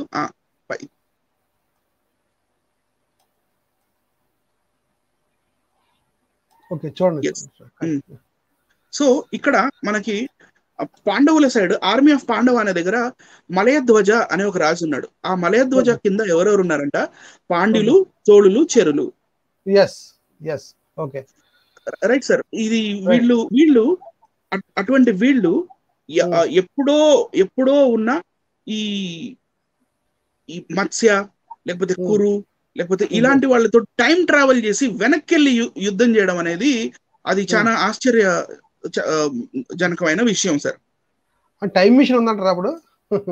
Maybe, I don't no sir. తర్వాత మళ్ళీ మనకి ఇక్కడ బహ్లిక అని మీకు లెఫ్ట్ సైడ్ కనపడుతుంది. Left side Bahlika, king of Bahlika అంటే బ్యాక్ట్రియన్ కింగ్ కూడా వచ్చి మనకి ఇక్కడ యుద్ధం చేశాడు, బ్యాక్ట్రియా నుంచి వచ్చి అని చెప్తుంది. ఆ తర్వాత సుదక్షిణ అనే అతను దానిపైన సుదక్షిణ బ్లూ కలర్ లో ఉంది. సుదక్షిణ పైన సార్, కొంచెం పైకి. Yes, Sudakshina king of Kamboja 1 ఒక అక్షౌహిణి అంట. ఆ కాంబోజా రాజు కింద ఉన్నారు యవనులు, సకులు అండ్ హిస్ ట్రూప్స్. యవనులు, సకులు. యవనులు అంటే ఇండో గ్రీక్స్, సకులు అంటే ఇండో సిథియన్స్. వీళ్ళందరూ మరి ఈ వీళ్ళు ఎగ్జిస్టెన్స్ ఈ భూమి మీద వాళ్ళ టైం కూడా మ్యాచ్ అవ్వట్లేదు. ఒకళ్ళు బీసీ కాలానికి చెందిన వాళ్ళు, ఒకళ్ళు ఏడీ కాలానికి చెందిన వాళ్ళు, వాళ్ళందరూ కలిసి ఎలా యుద్ధం చేశారు అనేది. సో ఇది నమ్మశక్యంగా మనకి ఇక్కడ అనిపించట్లేదు. సో అంటే బిఫోర్ 1000 years, మన కాలానికి చెందిన బిఫోర్ 1000 years లో ఈ మహాభారతం రాయబడిందని కాన్సెప్ట్ మనకి అనుకోవచ్చు. కాబట్టి ఈ యెహోవా దేవుడు తన వేలితో ఏదైతే తను భాష రాసిచ్చాడో ఆ సీన్ ని మనం ఈ ద్వాపర యుగంలో పెట్టడానికి లేదు. ద్వాపర యుగం కాదది. Right sir. ఇప్పుడు మనం ద్వాపర యుగంలో టైం లైన్ ప్రకారము ద్వాపర యుగంలో ప్లేస్ చేయడానికి లేదు. ఇంకొంచెం వెనక్కి వెళ్దాం. ఇంకో ద్వాపర యుగానికన్నా ముందే ఉంటుంది, త్రేతాయుగం ఉంటుంది. త్రేతాయుగం ఉంటుంది. Yes, okay. So let us go and check in Tretayuga. త్రేతాయుగంలో ఎవరు, ఎందుకంటే బ్రదర్ అడిగారు కదా మరి ఏ యుగానికి చెందిందని. మరి మనం కూడా ఏ యుగానికి చెందింది అనేది క్లియర్ గా మనం ఎగ్జామిన్ చేసుకొని ఈ యుగానికి చెందింది బ్రదర్ అని చెప్పాలి. కాబట్టి త్రేతాయుగం సంగతి చూద్దాము. ఈ త్రేతాయుగం సంగతి చూద్దామంటే త్రేతాయుగంలో మనకు ఒకే ఒక్క కావ్యం దొరుకుతుంది, అదే రామాయణం. Okay, right. త్రేతాయుగంలో మనకి శ్రీరాముడి మన బయోగ్రఫీ, తర్వాత సీతమ్మ వారిని రావణుడు తీసుకెళ్లేది, మళ్ళీ వాపస్ తీసుకొచ్చేది, మరి ఉత్తరాఖండ్లో మళ్ళీ లవకుశుడు ఇది, తర్వాత శ్రీరాముడు 10,000 సంవత్సరాలు ఈ భూమిని ఎలా పరిపాలించాడు అనేది, ఇవన్నీ మనకి ఉత్తరాఖండ 42వ సర్గలో మనకు కనపడతా ఉంటాయి. సో కానీ మనము let us have a just look inside Kishkindhakanda. Valmiki Ramayanam Kishkindhakanda 43వ సర్గలో ఒకసారి వెళ్తే ఇక్కడ మనం చూద్దాము. సీతమ్మ వారిని వెతకమని శ్లోకం పెట్టండి సార్. సీతమ్మ వారిని వెతకమని మన సుగ్రీవుడు, వానర రాజు ఆయన సుగ్రీవుడు చెప్తున్నాడు చూడండి. తత్ర మ్లేచ్ఛాన్ పులిందాంచ సురసేనాం స్థందైవ చ ప్రస్థలాన్ భరతాంశ్చైవ కురుంచ సహ మద్రకై కాంబోజ యవనశ్చైవ శఖానాం పత్తనాని చ బహ్లికాన్ ఋషికాంచైవ పౌరవానద టంకణాన్. ఇక్కడ దాకా చాలు. తర్వాత కింద మళ్ళీ 13 దాంట్లో చీనాన్ పరమచీనాంచ నీహారాంచ పునః పునః అంటే మాటికి అన్విష్య అంటే అన్వేషించండి, వరదాంశ్చైవ హిమవంతం అంటే అక్కడ కొండలు కూడా ఉన్నాయి, తెల్లని హిమవంతం, విచిన్వద అని అంటే ఇక్కడ ఏం చెప్తున్నా అంటే అక్కడ మలేచులు ఉన్నారు, పొలిందులు ఉన్నారు, సూరసేనులు ఉన్నారు, ప్రస్థల అనే ఆ ప్లేస్ ఉంటుంది, మరి అక్కడ భరత అనే ఒక ఏరియా ఉంటుంది. సో అక్కడ దాకా మీరు మొత్తం ఎక్స్ట్రీమ్ నార్త్ సైడ్కి వెళ్ళి వెతికిరండి అని చెప్తున్నారు. ఓకే, నెక్స్ట్ మనం ఇక్కడికి వచ్చినప్పుడు తెలుగులో మనకి క్లియర్ గా ఇక్కడ అక్కడ మ్లేచ్ఛ, పులింద, సురసేన, ప్రస్థల, భరత, కురు, మద్రక, కాంబోజ, యవన, బాహ్లిక, ఋషిక, పౌరవ, టంకణ, చీన, పరమచీన, నిహార, వరద దేశములలో బాగా వెతికి హిమత్ పర్వతమునందు కూడా సీతకై అన్వేషించుడు అని అన్నారు ఇక్కడ. Okay, right. సో మనకి ఇందాక మహాభారత యుద్ధంలో అంటే కురుక్షేత్ర యుద్ధంలో మనకి కనపడ్డ బాహ్లికులు, కాంబోజులు, యవనులు, సకులు, సూరసేన, పులింద, మ్లేచ్ఛ వీళ్ళందరూ మనకి త్రేతాయుగంలో కూడా కనపడుతున్నారు. ఇది పెద్ద ఇట్ ఇస్ అంటే మైండ్ ఖరాబ్ అయిపోద్ది. ఎందుకంటే ఒకసారి మీరు ఆ సర్కిల్లోకి వెళ్ళండి, జస్ట్ ఒక 2 స్లైడ్స్ పైన ఉంది, ఆ సర్కిల్ చూపించండి. తప్పకుండా పై డయాగ్రామ్ నేను ఏదైతే త్రేతాయుగం ఉంది పై అనే దాంట్లో పై డయాగ్రామ్ చూపించానో ఆ పై డయాగ్రామ్ లో ఈ పై డయాగ్రామ్ ప్రకారం చూస్తే ఈ ద్వాపర యుగానికి 8,46,000 సంవత్సరాలు దాటాలి. 8,46,000 సంవత్సరాలు దాటాలి. దాటితే గానీ త్రేతాయుగానికి మనం ఎంటర్ అవ్వలేము. Okay, right. కానీ ఈ ద్వాపర యుగం ఎండింగ్ లో జరిగిన ఈ కురుక్షేత్ర యుద్ధం ఏదైతే ఉందో ఈ కురుక్షేత్ర యుద్ధంలో కనపడ్డ సురసేన, యవన, కాంబోజ, బాహ్లిక వీళ్ళు మళ్ళీ మనకి రామాయణంలో కనపడడం అనేది విచిత్రంగా కనబడుతుంది. Interesting thing. ఓకే, దీన్ని బట్టి మనం ఎలాగా మనం అనలైజ్ చేయొచ్చు అంటే ఇవన్నీ ఒకసారి రాయబడ్డాయండి నాకు తెలిసి. అది వద్దాం సార్, ముందు వద్దాము. అంటే నాకు నా లైట్ మాత్రం అలాగే వెలుగుతుంది. మరి ఆయనకి రాముడు గారు కూడా నేర్చుకుంటారు ఏదో చూసి, మరి ఆయన కూడా ఏం జవాబు చెప్తారో, మరి ఆయన గురువు గారు అయినా ముదిగొండ గారు ఏం చెప్తారో, డాక్టర్ గారు ఏం చెప్తారో, మరి ఆయన అడిగి చెప్తారో ఈయనే చెప్తారో మనం చూద్దామండి. మరి ఆయన కూడా చెప్పాలి కదా.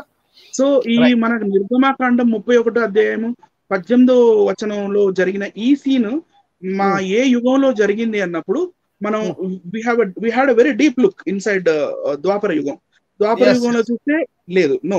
ఎందుకంటే అక్కడ వాళ్ళు కొన్ని రాజ్యాలు ఉన్నాయి, వాళ్ళు నిర్గమాకాండం ప్రకారం చూస్తే వాళ్ళు ఇంకా పుట్ల లేదు ఇంకా. ఎందుకంటే యవనులు అంటే ఎవరు సార్? Indo Greeks. అప్పటికి ఇంకా ఇండో గ్రీక్స్ కింగ్స్ గా మారలా, ఇంకా పెద్ద పెద్ద ఓకే రాజ్యాలుగా మారలా. తర్వాత ఓకే ఇండోసిదియన్స్ అంటే వీళ్ళు మనకి ఫ్లావియస్ జోసెఫస్ చెప్తాడు తన యాంటిక్విటీస్ ఆఫ్ జ్యూస్ లో చాప్టర్ 6 లో, రైట్ సార్. మాగోగ్స్ అంటారు కదా, మాగోక్స్ yes ఓకే ఈ మాగోగులే ఇండోసిదియన్సే సతులు. ఒకసారి మనం చెప్పాం, ఒకసారి మనం చూపించి కూడా చెప్పాం మనం మన వీడియోలో. సో వీళ్ళు ఇంకా రాజ్యాలుగా ఎదగల. సో ఈ మనం త్రేతాయుగం తీసుకుంటే, త్రేతాయుగం కూడా కాదు. త్రేతాయుగంలో మనం ఈ సీన్ ని, ఈ యెహోవా దేవుడు ఏదైతే ఇచ్చాడో 31 చాప్టర్ లో, అది ఇక్కడ సెట్ కాదు. సో ఇంకొంచెం డీప్, కాబట్టి ఇంకొంచెం డీప్ లుక్ వేద్దాం సార్, డీప్ లుక్ వేద్దాము. త్రేతాయుగంలోనే ఇంకొంచెం డీప్ లుక్ వేద్దాం. ఓకే ఇన్ని లక్షల సంవత్సరాల తర్వాత, ఇన్ని లక్షల సంవత్సరాల క్రితం, అంటే maybe you take some 18 lakhs అన్ని సంవత్సరాల క్రితం మనకి రామాయణంలో బుద్ధుడు కనపడడం అనేది, అన్ని లక్షల సంవత్సరాల క్రితం బుద్ధుడు కనపడడం అనేది, అది మళ్ళీ ఆశ్చర్యచకితం చేసే విషయం. అది ఇక్కడ వాల్మీకి రామాయణం అయోధ్యకాండ, ఇది సర్గ 109, ఇది సారీ ఓకే 109. నేను ఆల్రెడీ ఒకసారి చెప్పాను బ్రదర్, ఇది చెప్పినప్పుడు భాస్కర్ రాజు గారు ఏమన్నారంటే, ఇక్కడ చూడండి, ఇక్కడ బుద్ధ అని ఉంది కదా, ఇక్కడ 33లో ఉంది కదా, ఇది చూసి ఇది కూడా ఎక్కడ 33 తర్వాత వచ్చేది. నేను కర్సర్ మీకు మూవ్ చేస్తాను కదా, సో దీన్ని చూసి ఏమన్నాడంటే ఆయన బుద్ధి అండి ఇది అన్నాడు. చూపించారు. సరే ఎక్స్ప్లెనేషన్ ఇక్కడ నేను ఏం చెప్పాలనుకుంటున్నా అంటే, ఇది సర్గా 109, సారీ అది టైప్ అయింది కానీ సమ్ కలర్ చేంజ్ అయ్యేది, వైట్ కలర్ అయిపోయింది, అందుకని కనపడట్లేదు, సారీ అండి. అది సర్గా 109, శ్లోకం నంబర్ 33, 34. సో ఈ శ్లోకం నంబర్ 33, 34 లో మనకి వచ్చే ముందు దీని కాంటెక్స్ట్ ఏంటంటే, శ్రీరాముడు అరణ్యవాసం చేస్తున్న ఆ సమయంలో దశరథుడు, శ్రీరాముడి తండ్రి ఆయన దశరథుడు, ఆయన గారు కాలం చేస్తారు, ఆయన గారు చనిపోతారు పాపం ఆయన దిగులతోటి. సో భరతుడు, అన్నా నువ్వు వాపస్ వచ్చి మళ్ళీ రాజు అవ్వు, నువ్వు పరిపాలించు, అది ఇదంటే, లేదు తండ్రికి ఇచ్చిన మాట అంటే మాటే అని అన్నప్పుడు, జాబాల మహర్షి అనే ఒక బుద్ధిస్ట్ మాంక్, ఒక బౌద్ధ సన్యాసి, నాస్తికుడు బౌద్ధ సన్యాసి, బౌద్ధులు దేవుడు లేడంటారు కదా సార్, ఒక బౌద్ధ సన్యాసి దశరథుడి దగ్గర ఉంటాడనమాట. ఆయన కల్పించుకొని ఇంకా శ్రీరాముడికి చెప్తాడు, లేదు నువ్వు ఇప్పుడు అవన్నీ పెట్టుకోవద్దు, ఈ ధర్మం అవి ఇవి అలాంటివి ఏం లేవు, మీ నాన్న లేడు, ఏం లేదు, నువ్వు రా, వాపస్ వచ్చేసి, మీ నాన్న లేడు, ఇంకా నీకు ప్రామిస్ ఎందుకు, ఈ ప్రామిస్ తీసి గట్టి మీద పెట్టేసి వచ్చేయి అన్నప్పుడు, అప్పుడు రాముడికి కోపం వచ్చి ఏం చెప్తున్నాడు చూడండి, నిందామ్యహం కర్మపితు కృతం తత్ యస్త్వా మృగర్ణ ద్విషమస్థ బుద్ధిం. అంటే ఏమంటే, చెడు మార్గమునందు ప్రవర్తించుచున్న బుద్ధి కల వాడవు, ఈ విధమైన ఆలోచనతో సంచరించుచున్న నాస్తికుడవు. క్లియర్ గా చెప్తున్నాడు ఇక్కడ, నాస్తికుడవు, ధర్మ మార్గము నుండి చ్యుతుడవు ఆయన నిన్ను చేరదీసిన మా తండ్రిని, అంటే దశరథుణ్ణి నేను నిందించుచున్నాను. ఎందుకంటే యువర్ బుద్ధిస్ట్, నువ్వు బుద్ధిస్ట్ ఉన్నా కూడా మా నాన్న నీ దగ్గర, ఆయన దగ్గర నిన్ను పెట్టుకొని నిన్ను పోషించాడు, నువ్వేమో ఇట్లా దేవుడే లేడంటావు, నాస్తికుడివి, ధర్మ మార్గము అంటే భాస్కర్ రాజు గారి ఛానల్ కాదండి, ధర్మ మార్గం నుండి చ్యుతుడు అయిపోయావు, అందుకని ఆయన నీలాంటి వాడిని పెట్టుకున్నాడు మా నాన్న, కాబట్టి నేను మా నాన్నని నిందిస్తున్నాను అని చెప్పి ఇప్పుడు బుద్ధుడిని మనం ఇక్కడ తిడుతున్నట్టుగా కనపడుతుంది. చూడండి, బుద్ధుడు చోరుని వంటి వాడు, యదాహి చోరః తదాహి బుద్ధః. ఇప్పుడు ఫిట్ అయిందా సార్ ఎక్స్ప్లెనేషన్? బ్రహ్మాండంగా ఫిట్ అయిందండి. ఇంకా బుద్ధుడు కాదని చెప్పలేరండి, బుద్ధుడు కాదని చెప్పలేరు. బుద్ధుడు చోరుని వంటివాడు, యదాహి చోరః తదాహి బుద్ధః, అతడు నాస్తికుడని తెలుసుకొనుము, ఎందుకంటే బుద్ధుడు దేవుడు లేడని చెప్తాడు సార్. సో ఈ కోరికలు, డిజైర్స్ అనే ఏవైతే ఉన్నాయో అవే మానవుడి దుఃఖానికి మెయిన్ కారణము, కాబట్టి కోరికలు అనేవి ఉండకూడదు అనేది వీళ్ళ ఈ బౌద్ధిజం యొక్క మెయిన్ కాన్సెప్ట్. అందుచే అతడు ప్రజలకు శంకాపాత్రుడు, అంటే దేవుడు ఉన్నాడా లేదా అని శంకకి గురి చేసేవాడు శంకాపాత్రుడు. పండితుడు ఎన్నడూను నాస్తికునితో సంబంధం ఉంచుకొనరాదు, అంటే now I shall never talk to you, నేను నీతో మాట్లాడను అని ఇక్కడ క్లియర్ గా తెలిసిపోతుంది. సో ఇన్ని సంవత్సరాల, లక్షల సంవత్సరాల క్రితం బుద్ధుడు ఉండడం అనేది ఇది మనకి కొంచెం అర్థమైందా సార్? మనల్ని చూపించాడు సార్. నాకు బాగా అర్థమైంది సార్. ఓకే. సో ఈ సీన్ జరిగినప్పుడు బుద్ధుడు ఇంకా పుట్ల. బైబిల్లో సీన్ ఏదైతే జరిగిందో, ఫరో రాజు దగ్గర నుంచి ఇశ్రాయేలీలను తీసుకొని మా సీనాయి పర్వతం మీదకి మోషే గారు వచ్చినప్పుడు ఆ టైంకి ఇంకా బుద్ధుడు పుట్టలేదు, బౌద్ధుడు లేరు. కాబట్టి మనం ఈ సీన్ ని త్రేతాయుగంలో జరిగింది అని మనం చెప్పగలమా? చెప్పలేం. అంటే వీళ్ళు ఉద్దేశం ప్రకారంగా దేవుడు రాశాడు కదా, ఈ యెహోవా దేవుడు రాసిన ఈ పలకల మీద రాసిన ఈ రాత రాసింది బుద్ధుడికి ముందు కాలంలో రాశాడు కదా. అంటే వీళ్ళు కాలమానం ప్రకారంగా, అంటే ఇప్పుడు ఆయన చెప్తున్న ఒక కాలమానం ప్రకారంగా త్రేతా యుగం ముందే రాయబడినట్టుగా మనకు అర్థమైపోతుంది క్లియర్ గా. సో ఇప్పుడు మనం త్రేతాయుగంలో మనం దీన్ని ప్లేస్ చేయలేం. సో ఇంకొంచెం వెనక్కి వెళ్దాం, అంటే టైం లైన్ ఇంకొంచెం వెనక్కి వెళ్దాం. Okay, right sir. మనం కృతయుగానికి వెళ్దాం సార్ ఇప్పుడు. రైట్. ఓకే.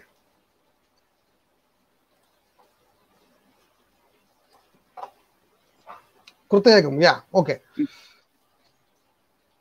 సో ఇక్కడ కృతయుగంలో ఒక సీన్ శ్రీరాముడికి మన బాలకాండలో మన ఇతను వశిష్ఠుడు చెప్తున్నాడు సార్, ఒక స్టోరీ చెప్తాడు.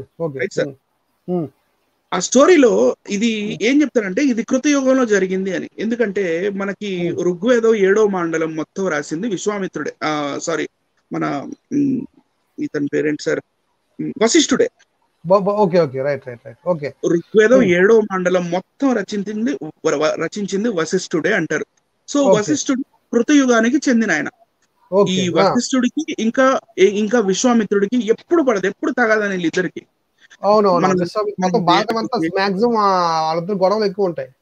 వాళ్ళిద్దరికి బాగా గొడవలు ఉంటాయి. మళ్ళీ బ్యాటిల్ ఆఫ్ 10 కింగ్స్ అని ఉంటది ఒకటి, బ్యాటిల్ ఆఫ్ 10 కింగ్స్ ఋగ్వేదంలో. అందులో కూడా వీళ్ళిద్దరు ఆపోజిట్ సైడ్స్. అవును, అక్కడ కూడా ఉన్నారు, ఇక్కడ కూడా ఉన్నారు. నాకు తెలిసి ఎన్ని ఒక దగ్గర కూర్చొని రాశారేమో డౌట్ అండి. వద్దాం అది కూడా అక్కడికి వద్దాం సార్. ఓకే. Right sir. అంతటా విశ్వామిత్ర మహారాజు తన సైన్యము ఈ విధంగా నశించుండగా చూచి చాలా కోపి. ఇది ఎక్కడుంది? శ్రీమద్ రామాయణం అందరి బాలకాండలోని 54వ సర్గము కింద ఉంటది, కింద రాసి ఉంటది 54వ సర్గము సమాప్తము. అది సమాప్తమయ్యే ముందు ఒక చిన్న ఇది చూపిస్తున్నాను నేను. Right sir.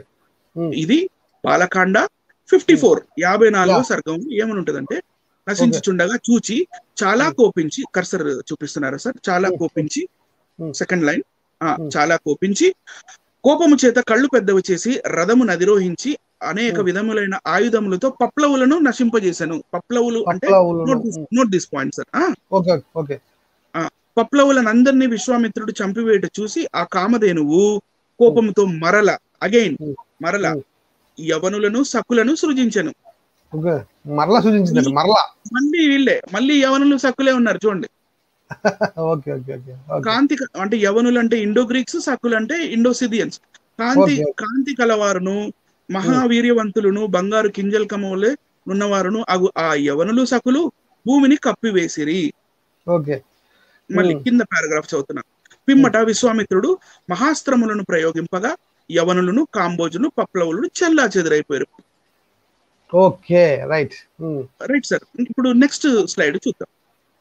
నెక్స్ట్ స్లైడ్ లో ఇక్కడ మీకు పహ్లవాస్ అని కనపడుతుంది, Indo Parthians. Pahlava orange colour లో ఉంటుంది. పహ్లవా, ఈ పహ్లవులే ఇది వీళ్ళు గ్రామటికల్ గా పప్లవా చేశారు సార్. మీకు కింద సకులు కనపడతారు చూడండి, ఇండో సిదియన్స్ కనపడ్డారా? అక్కడ మళ్ళీ కొంచెం పైకి చూడండి, నార్త్ సకాస్ కూడా కనపడతారు, నార్దర్న్ సకాస్. అవును ఇక్కడ. రైట్. సో వీళ్ళంతా ఏ కాలానికి చెందిన వాళ్ళు? 50 AD కి చెందిన వాళ్ళు. 50 AD after death of Christ. Okay, right. ఇక్కడ పక్కన మనకి మ్యాప్ లోనే కనపడుతుంది 50 AD కి చెందిన వాళ్ళు. 50 AD ఆ ప్రాంతంలో సకులు ఉన్నారు, యవనులు ఇండియాలో ఉన్నారు, అండ్ పప్లవులు ఇండియన్ బార్డర్ దగ్గర ఉన్నారు. అటు ఇంకా వెనకాల పార్థియన్స్ అంటే పర్షియన్స్ అన్నమాట, వాళ్ళు ఉన్నారు. వీళ్ళు కృతయుగంలో ఉండడం అనేది, సో ఇది కృతయుగాన్ని ఈ యెహోవా దేవుడు మనకి తన వేలుతో రాసి ఇచ్చిన ఆ లిపి మనం కృతయుగంలో ప్లేస్ చేయొచ్చు అంటారా? చేయొచ్చు అంటే దీని ముందే చేయొచ్చు నాకు తెలిసి. నెక్స్ట్ వద్దాం. నెక్స్ట్ మనం ఒకటే అంటే ఒక్కొక్క దాంట్లో రెండు నేను కాన్సెప్ట్ ఓకే రిఫరెన్సెస్ చూపిస్తూ ఉన్నాను. ఒక్కొక్క యుగంలో రెండు రిఫరెన్సెస్. సో ఇక్కడ శ్రీమద్ ఆంధ్ర భాగవతం 4వ స్కందం పద్యం 524వ పద్యం. ఆ పద్యం యొక్క తాత్పర్యంలో ఏముంటదంటే, దానికి ముందు కాంటెక్స్ట్ చెప్తాను. ఈ భూమి మీద మొట్టమొదటి అశ్వమేధ యాగం చేసింది పృథు మహారాజు. ఇంద్రుడు కాన్సెప్ట్ ఉంది కదా అనుకో. Okay right right right okay right okay Prithu మహారాజు. ఈ పృథు మహారాజు మొట్టమొదట ఈ అశ్వమేధ యాగం చేసి ఈ భూమిని మొత్తం ఆయన భూమి మీద రాజు అయ్యాడు మొత్తం. అందుకనే ఈ భూమికి పృథ్వీ అని కూడా పేరు. నేను పోయినసారి కూడా చెప్పాను. Right right right right right అవునవును. భూమికి పృథ్వీ అనే పేరు పృథు మహారాజు వల్లే వచ్చింది. Right okay. ఈ స్టోరీ కృతయుగంలోనే జరిగింది 100%. Okay right sir. సో ఇక్కడ ఆయన అశ్వమేధ యాగం చేస్తున్నప్పుడు ఆయన అశ్వమేధ యాగం చేయకూడదు, ఈ భూమి మీద నాదే ఉండాలి, నాదే రాజ్యం ఉండాలి అని ఇంద్రుడు ఏం చేస్తున్నాడంటే వచ్చి గుర్రాన్ని దొంగతనం ఈ సీన్ లో. అప్పుడు ఒక మాత్రమైన విషయం జరిగింది. అది కొంచెం ప్రజలకి తాత్పర్యం మాత్రం మీరు జూమ్ చేస్తే ఒకసారి చూపిద్దాం సార్. బ్రదర్ కూడా చూస్తారు. వైజాగ్ లో చాలా వర్షం వస్తుంది brother. Sir right continue right. ఇంకొక బిట్ మీరు ఎన్లార్జ్ చేయండి సార్. బస్ అన్నయ్య. Okay okay right. కొంచెం చిన్నగా చేయండి. చూడండి చూపించిన చాలు చాలు. ఇప్పుడు ఇంద్రుడు నుంచి రండి. ఇంద్రుడు పైన ఫస్ట్ ఇంద్రుడు యజ్ఞాశ్వాన్ని దొంగిలించడం కోసం రకరకాల బట్టలు వేసుకొని వస్తుంటాడు సార్. ఆయన ఒక్కోసారి ఇంద్రుడు మెయిన్ రోల్ అన్నిట్లో ఇంద్రుడు మెయిన్ రోల్ పోషిస్తుంటాడు ఇక్కడ. రకరకాల వేషాలు వేసుకుంటూ వస్తుంటాడు ఆయన. ఇంద్రుడు యజ్ఞాశ్వాన్ని దొంగిలించడం కోసం ధరించి విడిచిన అమంగళకరాలైన మాయా రూపాలను మూర్ఖులైన మానవులు తీసుకున్నారు, గ్రహించారు. ఆ రూపాలు పాషాండ చిహ్నాలు. దిశములతో తిరిగే జైనులు. Right sir. కావి గుడ్డలు కట్టే బౌద్ధులు. మంచి పాయింట్ సార్ ఇక్కడ. రైట్. జడలు ఎముకలు భస్మం ధరించే కాపాలికులు మొదలైన వారు పాషాండులు. పాషాండ మతం అంటుంటారు చూడండి. Okay okay okay right right right right right right okay. ఈ పాషాండ మతాలు వాళ్ళు ఎవరంటే బౌద్ధులు, జైనులు, ఇంకా ఈ కాపాలికులు అని మనకి కృతయుగంలో చెప్పబడింది. ఇంకొక ఇంపార్టెంట్ పాయింట్ ఏంటంటే, ఈ విధంగా లోకంలో అధర్మమందు ఆసక్తి కలిగిన మూర్ఖులు ఆ పాషాండ చిహ్నములను పరంపరంగా ధరించడం మొదలు పెట్టారంట. అప్పుడే కృతయుగంలోనే మొదలు పెట్టారంట. Okay okay okay. అంటే ఫ్యూచర్ లో తీసుకుంటారు అని చెప్పాలా ఇక్కడ.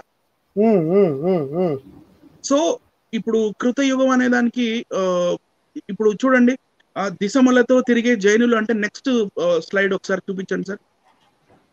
నెక్స్ట్ చూద్దామండి. ఇంకోటండి, ఎవరు జైనులండి.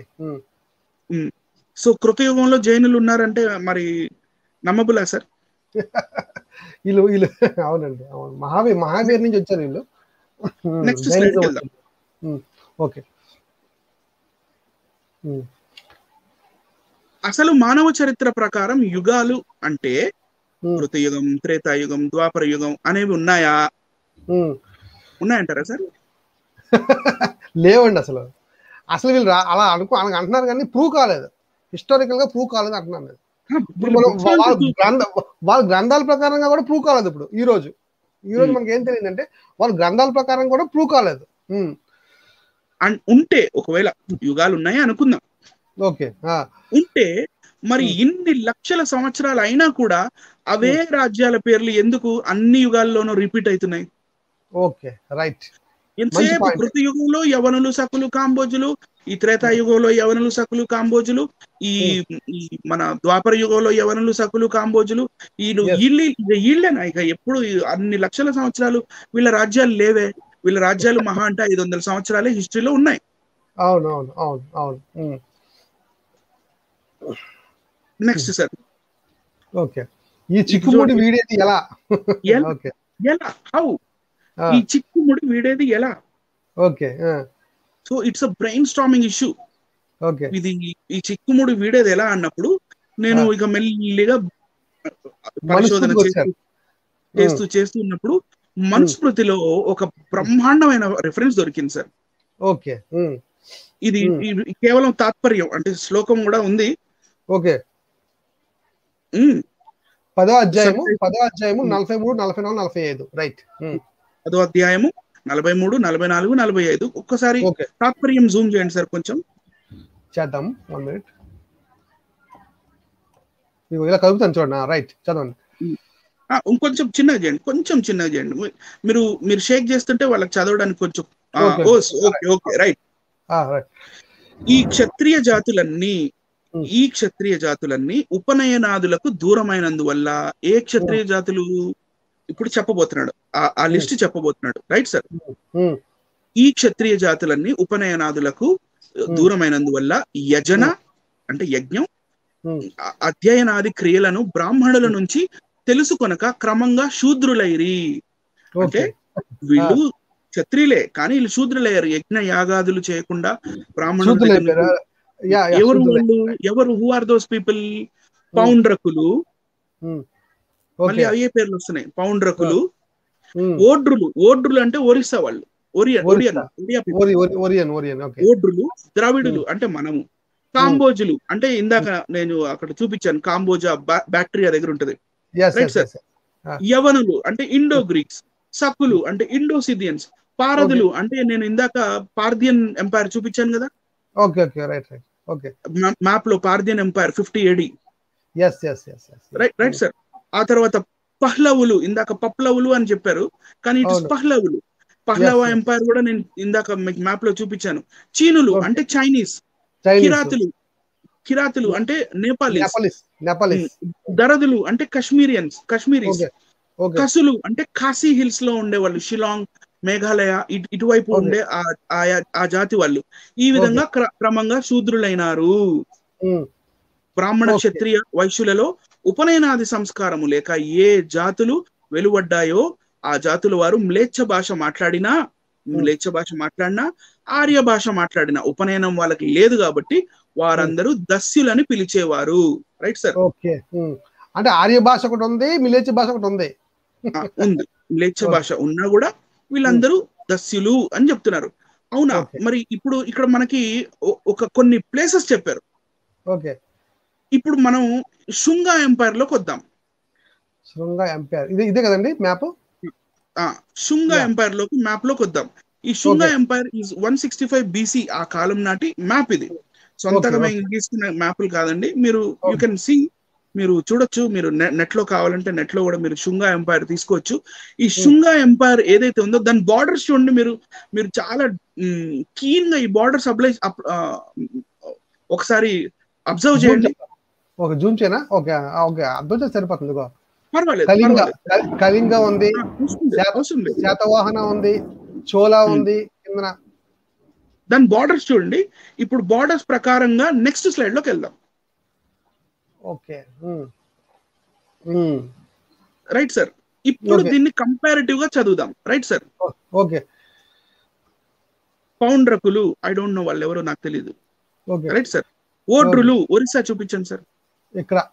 రైట్. కింద ఇంకా కింద, not red, outer white colour, outer red. Yes. Okay. Outer. Shunga empire కి చెందని వాళ్ళు ఓడ్రులు ఒరిస్సా. ఎస్ ఒరిస్సా అక్కడ ఉంది. ఓకే. ఓడ్రుల తర్వాత ద్రవిడులు కిందకి, హ్మ్. మనం మనం ద్రవిడులం కదా, యెస్. ద్రావిడులు. యెస్. తర్వాత హ్మ్. కాంబోజులు పైన ఇండో గ్రీక్స్ దగ్గర అక్కడ పైన ఎస్ కాంబోజులు. ఓకే. తర్వాత మళ్ళీ యవనులు సకులు మీకు అక్కడ మ్యాప్ లోనే కనపడతారు, యవనులు ఓకే. సకులు రైట్ సార్. ఓకే. పారదులు అంటే the Parthian kingdom pink colour లో ఉంది అక్కడే చూడండి. ఎస్ హ్మ్. పారదులు. హ్మ్. తర్వాత ప- పహ్లవులు. పహ్లవులు హ్మ్. అంటే ఇందాక మనం చూసాం ద హ్మ్. పహ్లవ కింగ్డమ్, పహ్లవులు. ఓకే. ఓకే. చీనులు, కిరాతులు అంటే Chinese and Nepalese right okay. Sir. Okay. Okay. కసులు అంటే ద ఖాసీ హిల్స్ మేఘాలయ, ఇటు ఇంకా ఎక్స్ట్రీమ్ వైపు రావాలి మనం. Extreme okay. రైట్ సైడ్ వస్తే మేఘాలయ వైపు కాశీ హిల్స్ వీళ్ళందరూ ఉన్నారు. ఎవరెవరైతే శుంగా ఎంపైర్ కి చెందరో వాళ్ళందరూ శూద్రులంట. సో ఈ బుక్స్ అన్నిట్లో మనకి త్రేతాయుగం బుక్స్ కానీ, ద్వాపర యుగం బుక్స్ కానీ, ఈ త్రేతాయుగంలో గురించి అదే మన కృతయుగం గురించి రాసిన బుక్స్ లో గానీ ఈ అన్ని బుక్స్ లో వీళ్ళే రిపీట్ అవుతారు. వీళ్ళు శుంగా ఎంపైర్ ఉన్నప్పుడు ఉన్న రాజులు. అండి. పైన శ్లోక తాత్పర్యం, కింద మ్యాప్. ఇంతకన్నా క్లియర్ గా మీరు ఐ కెనాట్ షో. ఇప్పుడు మళ్ళీ చదువుదాం. ఇప్పుడు ఫస్ట్ పాయింట్ కి వద్దాం. కిందకి వద్దాం సార్, నెక్స్ట్ స్లైడ్ కి వద్దాము. ఇక్కడ ఆదిమ హెబ్రీ లిపి బిగినింగ్ లో ఫస్ట్ దాంట్లో చూపించండి. ఇప్పుడు మీకు లెఫ్ట్ సైడ్ లో కింద లైన్ చదవండి. ఏ టైం ఉంది, టైం పీరియడ్ ఏమి ఇచ్చారు? 2100 to 1500 BCE అంటే దీని కార్బన్ డేటింగ్ అనే వర్డ్ ఉంది చూడండి, డేటెడ్ బ్యాక్ టు అని. Egypt dating Serabit el Khadim in the Sinai peninsula Egypt dating to the middle bronze age. Dating చేశారు. ఎప్పుడు డేటింగ్ అయిందంటే సార్ 2100 BC. కరెక్ట్. అంటే అన్నిటికంటే మూలము మనకు అర్థమవుతుంది ఏంటంటే ఇక్కడ మనకి ఇదే మనం ఏదైతే చెప్పామో, ఈ సినాటిక్ స్క్రిప్ట్ ఏదైతే చెప్పామో, ప్రోటో సినాటిక్ స్క్రిప్ట్ ఏదైతే చెప్పామో అదే ఫైనల్ గా మూలము అని అర్థమవుతుంది. అంటే డేట్ కూడా మనం ఆయన అడిగిన ప్రశ్నకి మీరు జవాబు చెప్తారు సార్. మనల్ని చూపించండి సార్. రైట్.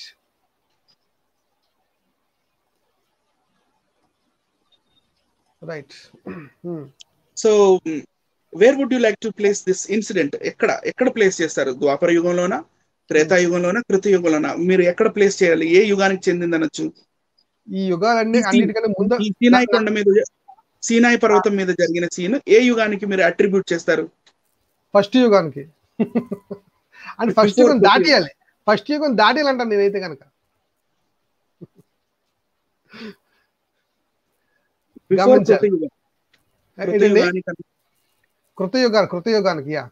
కృతయుగానికన్నా ముందు జరిగిన సీన్ ఇది. అంటే సత్యయుగం అని చెప్తారు. సత్యయుగానికన్నా ముందు జరిగిన సీన్ అని మనకు చాలా క్లియర్ గా అర్థమవుతుంది. ఒక యుగాలు ఉంటే ఎందుకంటే ఈ పై డయాగ్రామ్ నేను ఏదైతే సర్కిల్ చూపించానో ఇందులో కేవలం మనం చదవడానికి మనకి ఇన్ని లక్షలు అని చూపిస్తున్నారు. కరెక్టే, మనం కాసేపు బిలీవ్ చేద్దాం. కానీ ఆ మనుషులు రాజ్యాలు సేమ్ ఉంటున్నాయి కదా. సో ఇవన్నీ రియల్ గా జరిగినాయి అన్నట్టుగా మనకు అనిపిస్తుందా సార్? లేదండి, నాకు తెలిసి 1000 BC లో ఎన్ని పుస్తకాలు ఒక దగ్గర రాయబడ్డాయి. 1000 AD అదే చెప్తానండి. 1000 AD లో మాత్రమే. ఆ రాజుల కాలానికి సరిపోతున్నారు. హిస్టారికల్ గా ఆ రాజులు, గ్రంథాల్లో ఉన్న రాజులు ఆ టైంకి సెట్ అయిపోతున్నారు కనుక ఇవన్నీ పుస్తకాలు, హిందూ గ్రంథాలన్నీ కూడా ఎప్పుడు రాయబడ్డాయి అంటే సుమారు 1000 BC లోనే రాయబడ్డాయని చాలా క్లియర్ గా AD ఆఫ్టర్ క్రైస్ట్. ఏడీలో మాత్రమే 1000 AD లో మాత్రమే రాయబడ్డాయని మనకు చాలా క్లియర్ గా అర్థమవుతుంది. Nice research. ప్రేక్షకులు కూడా చాలా ప్రశ్నలు కంటిన్యూగా చాటింగ్ ఫుల్ హై లెవెల్ లో చేస్తున్నారు అందరూ కూడా. దయచేసి ఈ వీడియోని అందరికీ షేర్ చేయండి. చాలా మంచి ఇన్ఫర్మేషన్ ఈరోజు మన బ్రదర్ అనిల్ గారు ఇచ్చారు. పుస్తకాలన్నీ కూడా హైందవ గ్రంథాలు కూడా ఎప్పుడు రాయబడ్డాయి అంటే 1000 AD లో రాయబడ్డాయి. 1000 AD లో రాయబడ్డాయి అని ఎందుకు అలా చెప్తున్నామంటే, మేము ఎందుకు అలాగా ప్రశ్నిస్తున్నామంటే, ఎందుకు అలాగ అడుగుతున్నామంటే, ప్రూవ్ చేసుకోమని ఎందుకు అడుగుతున్నామంటే ఆ టైంకి ఉన్న రాజులు ఈ గ్రంథాల్లో కనబడుతున్నారు కంపేర్ టు స్టడీ చేసినప్పుడు. కనుక దీన్ని బట్టి మేము నిర్ధారించవచ్చు అనమాట. అయితే ఈ యుగాలన్నీ వాళ్ళ గ్రంథాల్లో ఉన్న యుగాలన్నిటికన్నా ముందే దాని ఏమంటారు, హిబ్రూ లాంగ్వేజ్ లో దేవుడు రాశాడని చాలా క్లియర్ గా అర్థమవుతుంది. చెప్పండి బ్రదర్, చెప్పండి, కంటిన్యూ చేయండి. మోర్ ఓవర్ మనకి బుక్స్ రాయడానికి లిపి లేదు కదా. లిపి లేదు అంటే వేరే భాషలో, అంటే వేరే భాష. మీరు శారదా లిపి అనుకున్నా, శారదా లిపి 8th century AD కి చెందింది అది. ఓకే. అంతకుముందు బ్రాహ్మీ ఉంది. Okay. Brahmi is a direct descendant of Aramaic. Okay, right. Aramaic is a descendant of Hebrew. Yes. Right, sir. So Brahmi undi. బ్రాహ్మీలో వీళ్ళు రాసినట్టుగా మనకి శిలాశాసనం మీద, కొండల మీద, లేకపోతే మనకు ఒక కాగితం మీద, లేకపోతే ఒక రాయి మీద మనకి ఎక్కడ ఇంతవరకు ఏం కనపడలేదు. మోరోవర్ 8th century ADలో మనకి ఈ దేవనాగరి స్క్రిప్ట్ మెల్లిమెల్లిగా డెవలప్ అవుతుంది. అంటే బ్రహ్మీ నాగరి దేవనాగరిగా మారుతూ వచ్చిందని పోయినసారి నేను చూపించాను. సో 1000 AD కన్నా ముందు రాయబడ్డ ఛాన్సెస్ ఎక్కువ లేవు. మోరోవర్ ఈ మహాభారతంలో కేరళ, మలయాళం, కర్ణాటక, కొంకణ, ఇండియాలో ఉన్న రాష్ట్రాలన్నీ, కొత్తగా వచ్చిన రాష్ట్రాలన్నీ కూడా కనబడుతున్నాయి. మోడర్న్ ఇండియా కనబడుతుంది. నాకు తెలిసి బ్రదర్ మోడర్న్ ఇండియా కనబడుతుంది చాలా వరకు. ఓన్లీ అంటే ఏంటంటే జార్ఖండ్, ఛత్తీస్గఢ్, తెలంగాణ లేవు అంతే. అన్ని కొత్తగా వచ్చాయి కదండి. అంటే యాక్చువల్లీ అవి కూడా కొత్తగా వచ్చాయి. ఇప్పుడు మనం ఆ గ్రంథాల్లో ఉన్నవన్నీ కూడా చాలా వరకు కొత్తగా వచ్చినవే చాలా వరకు. ఎందుకంటే అప్పుడు వేగ ఉండేది కదా అంత. అప్పుడు తమిళనాడు, ఆంధ్రప్రదేశ్ కలిసి ఉండేవి. మనం ముందుకెళ్దాం కొంచెం. రైట్, కంటిన్యూ చేద్దాం. రైట్,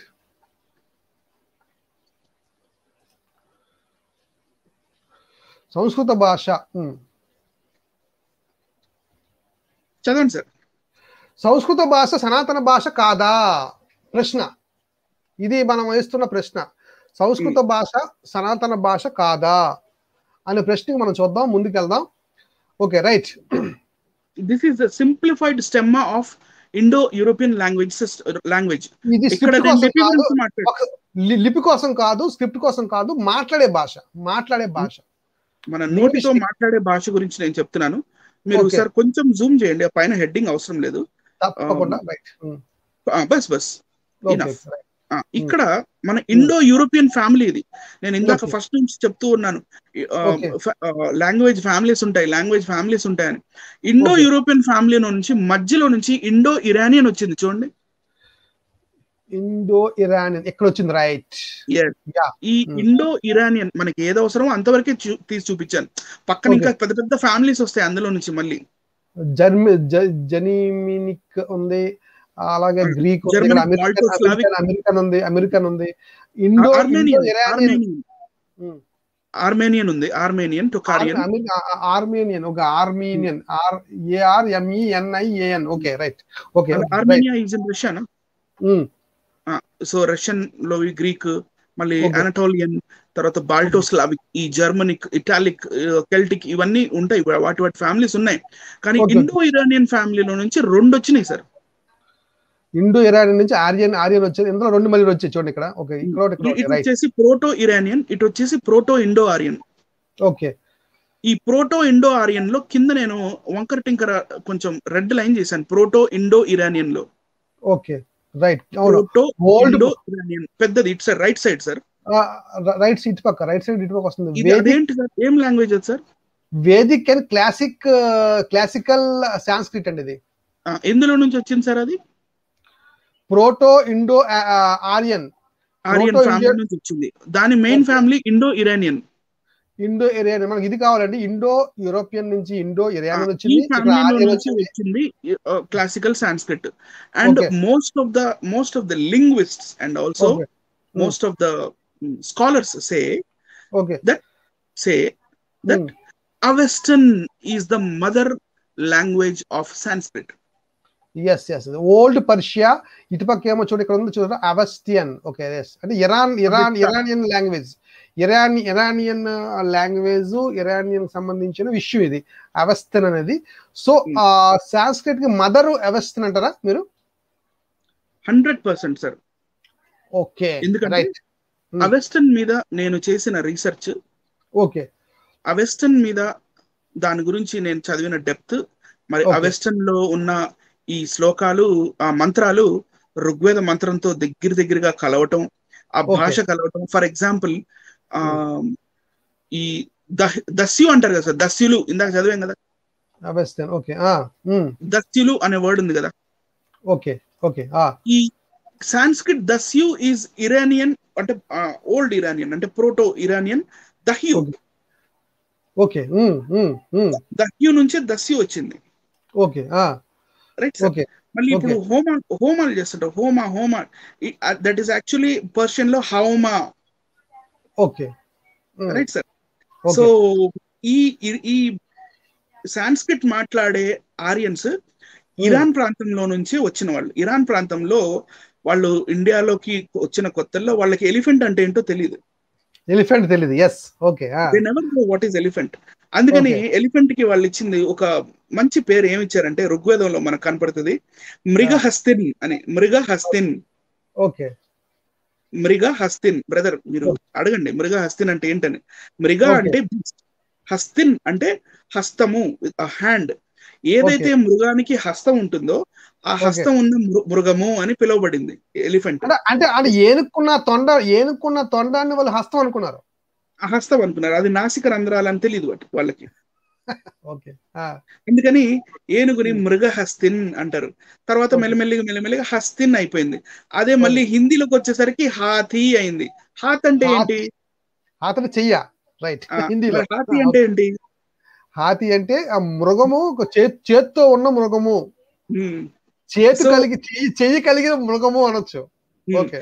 సో ఈ ఇరానియన్ పీఠభూముల్లో వీళ్ళకి ఎలిఫెంట్ అంటే తెలియదు. ఇండియన్ సబ్ కాంటినెంట్ లోకి వచ్చిన తర్వాతనే వీళ్ళు ఫస్ట్ టైం ఎలిఫెంట్ ని చూసింది. సో ఇలాగ చాలా ప్రూఫ్స్ ఉన్నాయి. ఇంకా తర్వాత ఋగ్వేదమే క్లియర్ గా చెప్తుంది మేము పైన నుంచి వచ్చామని, బయట నుంచి వచ్చామని చెప్పి. తర్వాత ఋగ్వేదంలో కొన్ని మంత్రాలు ఉంటాయి అట్లా. ఎట్లా అంటే, మేము చల్లని ప్రదేశం నుంచి వచ్చాము, ఓ ఇంద్ర మళ్ళీ మాకు ఆ చల్లని ప్రదేశాన్ని ప్రసాదించు. మళ్ళీ ఇంద్రుడు అంటే మరి అన్ని యుద్ధాలు చేయడం, అన్ని దస్యుల మీద యుద్ధాలు చేయడం, గెలవడం, వాళ్ళ నగరాలను ఆక్రమించడం అన్ని ఉన్నాయండి ఋగ్వేదంలో ఆల్రెడీ. సో ఇవన్నీ చూద్దాం. వీళ్ళు మన శ్రీ మాననీయ చాగంటి వెంకట్ చాగంటి గారు, మరి ధర్మ మార్గం భాస్కర్ రాజు గారు, ముదిగొండ గారు, వీరితో అని మన బ్రదర్ చెప్పారు. మరి చూద్దాం what is going to happen next. కానీ బ్రదర్ అండకొండ రాముడు బ్రదర్, ఇప్పుడు మేము గంటకు ఎక్కువ మాట్లాడాము. మేమేం సొంత మాటలు మాట్లాడలేదు, మా ఇంట్లో విషయాలు మాట్లాడలేదు, ఒకరిని అవమానించలేదు, దూషించలేదు. కేవలం సబ్జెక్ట్ అంటే సబ్జెక్ట్. సబ్జెక్ట్ అంతే అండి. సబ్జెక్ట్ మాత్రం మాట్లాడితేనే మేము వస్తాం. సబ్జెక్ట్ మాట్లాడకుండా ఇక్కడివి అక్కడివి అవి తీసుకొని ఇవి తీసుకొని మీరు ఒకవేళ దూషించినా లేకపోతే కొంచెం పరుషంగా మాట్లాడినా, లేకపోతే సందర్భానికి అనుగుణంగా మాట్లాడకుండా ఇంకేం మాట్లాడినా మీరు ఓడిపోయినట్టే. ఓకే, తప్పకుండా అండి. ఆయనకి మరొకసారి నేను పిలుపునిస్తున్నాను. రాముడు గారు, మరి మీ ప్రశ్నలన్నీ మేము జవాబు ఇచ్చాము. జవాబులతో పాటు ఎన్నో విషయాలు మేము చెప్పాం. ఈ విషయాలు మీరు భాస్కర్ రాజు గారితో, అలాగే ముదిగొండ గారితో, వెంకట చాగంటి గారు చర్చకి రాగలిగితే లైవ్ లో మనం చర్చ చేయొచ్చు, అలాగైనా రావచ్చు. లేదా మా మీద ముందు వీడియో పెట్టండి. ఈ సబ్జెక్ట్ మీద ముందు మాకు వీడియో కావాలి ఖచ్చితంగా. సబ్జెక్ట్ మీద అంటే మేము ఏవైతే ప్రశ్నించామో, ఏవైతే ప్రశ్నలు వేస్తున్నామో దాని మీద మీరు ఏం చేస్తారంటే ఒక క్లారిటీ ఎక్స్ప్లెనేషన్ సబ్జెక్ట్ మీద ఇవ్వండి. మీకు సబ్జెక్ట్ ఎంత ఉందో మాకు తెలియాలి కదా. మరి మీరు ఈ పాయింట్ చెప్పారు, మేము చూపించిన రెఫరెన్స్ చూపించి ఈ పాయింట్ చెప్పారు, ఈ పాయింట్లు ఇలా లేదు, మీరు చెప్పింది తప్పు, మీరు అనుకుంది తప్పు, మీరు ఊహించింది తప్పు అని మాకు నిరూపించండి. ఫస్ట్ నిరూపించిన తర్వాత మీ సబ్జెక్టు, మీరు మాట్లాడే సబ్జెక్టు రాంగ్ మాట్లాడుతున్నారు అని మీరు చెప్పండి. దాని తర్వాత ఆ వీడియో తర్వాత మేము డెసిషన్ తీసుకొని చర్చకి మేము రాగలుగుతాము. కనుక అనకొండ రాముడు గారికి ఈ వీడియో మరి మేము ఈ వీడియో పూర్వకంగా తెలియజేస్తున్నాము. ఆయన అడిగిన ప్రశ్నలకు కూడా జవాబు దొరికిందని నేను అనుకుంటున్నాను. ఇంకేమైనా పాయింట్స్ ఉంటే కనుక మీరు మరలా వీడియో పెట్టి మాకు తెలియజేయగలరు. అది బ్రదర్. తర్వాత ఉట్టిగా ఏదో అవెస్టన్ అని పేరు చెప్పి వీళ్ళు పారిపోయారు అట్లా ఏమనుకోవద్దు. మీకు సబ్జెక్ట్ కావాలంటే అవెస్టన్ గ్రామర్, లేకపోతే అవెస్టన్ ఫోనెటిక్స్, అవెస్టన్ ప్రొనౌన్సియేషన్, లేకపోతే అవెస్టన్ ఈ మాట్లాడేటప్పుడు ఎక్కడెక్కడ పాజ్ ఇవ్వాలి, లేకపోతే వాటి సందులు సమాసాలు ఎలా వచ్చినాయి, అవెస్టన్ లో ఏ అక్షరాన్ని తీసేసి మరి సంస్కృతంలో ఏ అక్షరాన్ని పెట్టారు, అవన్నీ I can explain. But let them answer first. అన్ని ఒకసారి చెప్పలేం కదా. అన్ని ఒకసారి చెప్తే మరి టైం కూడా ఎక్కువ తీసుకోవడం కూడా కరెక్ట్ కాదు. అంటే మీరు ఫైనల్ గా ఏం చెప్తున్నారంటే, ఈ వీడియో ద్వారా మనం ఏం చెప్పామంటే 1000 AD ఈ హిందూ గ్రంథాలన్నీ రాయబడ్డాయి అనేది మనకు ఒక క్లారిటీ అనేది మీరు ఇచ్చారు. అంతే కదా బ్రదర్? నేను ఇవ్వలేదు. నేను ఎలాంటి క్లారిటీ ఇవ్వలేదు. బుక్స్ లోంచి ఇచ్చారు, బుక్స్ లో చూపించారు. ఆ బుక్స్ ఘోషిస్తున్నాయి మేము కొత్త బుక్స్ మేమేమో అని. అవునవును అవును. అంటే ఇప్పుడు ఇప్పుడు అంటే ఈ ఆర్గ్యుమెంట్ లో మనకి ఏం తెలియదంటే వీళ్ళు యుగాల పేర్లు చెప్తున్నారు, 4 యుగాల పేర్లు, ఈ లక్షల సంవత్సరాలు అన్నారు కదా, ఈ లక్షల సంవత్సరాలు అనేది అసలు కరెక్ట్ కాదు. అది జెనెటిక్ గా కరెక్ట్ కాదు, హిస్టారికల్ గా కరెక్ట్ కాదు, అలాగే త్రవ్వకాలు బట్టి కూడా కరెక్ట్ కాదు, కార్బన్ డేటింగ్ బట్టి కూడా కరెక్ట్ కాదు అవి అని చాలా ఈజీగా మనకి టాపిక్ బట్టి అర్థమవుతుంది. సార్ మన ఇండియాలో ఎన్ని తవ్వకాలు చేసినా కూడా ఎక్కడ తవ్వినా బౌద్ధులు జైనులకు సంబంధించినవి దొరికినాయి, మిగతా దొరకట్లేదు అసలు. అవును, ఇంకొంచెం లోతుగా తవ్వితే డైనోసార్లు బయటకు వస్తున్నాయి. అంతేగాని రాముడి కోసం కృష్ణుడి కోసం ఇలాంటివి రాలేదంటారా? అంతే మరి. మనం ఎక్కడ తవ్వినా కూడా బౌద్ధులకి సంబంధించింది, జైనులకు సంబంధించినవి దొరికినాయి. ఇంకొంచెం డీప్ గా తవ్వి చూస్తేనేమో మనకి డైనోసార్ కి సంబంధించిన ఫాసిల్స్ దొరికినాయి. Okay, right. కానీ ఇన్ని లక్షల సంవత్సరాల క్రితం ఉన్న ఇవి అసలు మనకి ఏది ఒక బిళ్ళ కూడా దొరకలేదు ఇప్పుడు దాకా. అదే రైట్. అంటే అన్ని విషయాలు కూడా మనం అనకుండా రాముడు గారు చెప్తారు. సో ఈ గంటన్నర విడుదల ఈ వీడియో చూస్తారు, ప్రతిదీ ఆయన ఎక్స్ప్లెయిన్ మనకు చేస్తారు, మన మీద వీడియో పెడతారు. మరలా మనం ఆయన చెప్పిన తర్వాత అవస్థన్ సబ్జెక్ట్ మనం మళ్ళీ తీసుకొస్తాం, క్లియర్గా ఎక్స్ప్లెయిన్ చేద్దాం ఆయన అడిగితే ఒకలా. ఓకే బ్రదర్, మంచి విషయాలు చెప్పారు. ప్రేక్షకులు కూడా చాలా చక్కగా ఇంతవరకు ఓపిక్గా విన్నారు. వాళ్ళందరికీ నా వందనాలు తెలియజేస్తున్నాను. దయచేసి ఈ వీడియోని షేర్ చేయండి, అనేకులకి పంచండి, ఈ వీడియో ఈ జ్ఞానాన్ని అనేకులు పంచండి. ఈ ఛానల్ని సబ్స్క్రైబ్ చేసుకోండి, జాన్ కొయ్య ఛానల్ని సబ్స్క్రైబ్ చేసుకోండి. చెప్పండి బ్రదర్, చెప్పండి. వీక్షిస్తున్న వీక్షకులందరికీ కూడా ఇంకొక లాస్ట్ పాయింట్ ఏంటంటే, మీరు వీడియో చూస్తున్నారు ఓకే, కానీ కామెంట్ సెక్షన్ లో మీకు వీడియో నచ్చిందా, ఇన్ఫర్మేటివ్ గా ఉందా లేదా, మీకు సబ్జెక్ట్ ఏమైనా తెలుస్తుందా, అర్థమవుతుందా, మేము ఇంకా ఇంప్రూవ్ అవ్వాలా, లేకపోతే మీకు ఏమనిపించింది, హౌ డిడ్ యూ ఫీల్, అవి కామెంట్ సెక్షన్ లో పెట్టండి. ఉందిగా కామెంట్ సెక్షన్, బూతులు మాత్రం పెట్టద్దు ప్లీజ్, సారీ. అది ఎందుకంటే మేము యాక్సెప్ట్ చేయము. మీరు బూతులు ఒకవేళ రాసినా అది మేము యాక్సెప్ట్ చేయలేము. ఇప్పుడు మీరు ఒకటి ఇస్తున్నారు మాకు, మేము అది తీసుకోవట్లేదు, అవి మళ్ళీ తిరిగి మీకే చెందుతాయి. Okay, right. కాబట్టి please kindly don't do that. Okay, so మీ సజెషన్స్ కూడా మాకు ఇవ్వచ్చు, మీ సజెషన్స్ మీరు ఇవ్వండి. ఇంకా ఇంప్రూవ్ చేసుకుంటాం, మేము ఇంకా సబ్జెక్ట్ని ఇంప్రూవ్ చేసుకుంటాం, నాలెడ్జ్ ఇంప్రూవ్ చేసుకుంటాం, మంచి సబ్జెక్ట్ని ప్రపంచానికి అందజేస్తాం. ఫైనల్ గా ఇంకా ఏమైనా చెప్పవలసింది ఉందా brother? I'm done sir, I'm done. Okay, right. ప్రేక్షకులందరికీ నా వందనాలు తెలియజేస్తున్నాను. ఈ ఛానల్ని సబ్స్క్రైబ్ చేయండి, అనేకలకి ఈ వీడియోని షేర్ చేయండి. ముఖ్యంగా అనకొండ రాముడు గారికి నా వందనాలు తెలియజేస్తున్నాను. ఈ వీడియో మరి వాళ్ళతో చర్చించి మాకు మరలా రిప్లై ఇస్తారని ఆశిస్తూ ఇంతటితో ఈ వీడియోని ముగిస్తున్నాను. దేవునామ స్తోత్రం, మీ అందరికీ వందనాలు. థ్యాంక్ యూ అనిల్ గారు. మంచి విషయాల్ని మీ రీసెర్చ్లో అనేకమైన సంగతుల్ని ఎంతో కష్టపడి, చాలా కష్టపడి రాత్రి పగలు మీరు రీసెర్చ్ చేస్తూ కష్టపడి మీరు పీడిఎఫ్ తయారు చేయాలన్నా దగ్గర 4 గంటలు ప్రిపేర్ చేస్తారు దాన్ని. చాలా వండర్ అండి అది. చాలా ప్రేక్షకులు చాలా చక్కగా రెస్పాండ్ అవుతున్నారు, నాకు ఫోన్లు చేస్తున్నారు. మొత్తం ఆల్ ఓవర్ ది వరల్డ్ చాలా మంది, యుఎస్ నుంచి, అలాగే దుబాయ్ నుంచి, ఆస్ట్రేలియా నుంచి, చాలా ప్రాంతాల నుంచి నాకు ఫోన్స్ వచ్చాయి. చాలా చక్కని విషయాలు మీరు చెప్తున్నారు. ఇంకా డీప్గా ఈ ప్లాట్ఫామ్ మీద చాలా డీప్గా ఇంకా అనేకమైన విషయాలు ప్రపంచానికి తెలియజేస్తాను. ఇందు మూలంగా తెలియజేస్తూ అందరికీ వందనాలు తెలియజేస్తాను. Thank you very much. అందరికీ వందనాలు.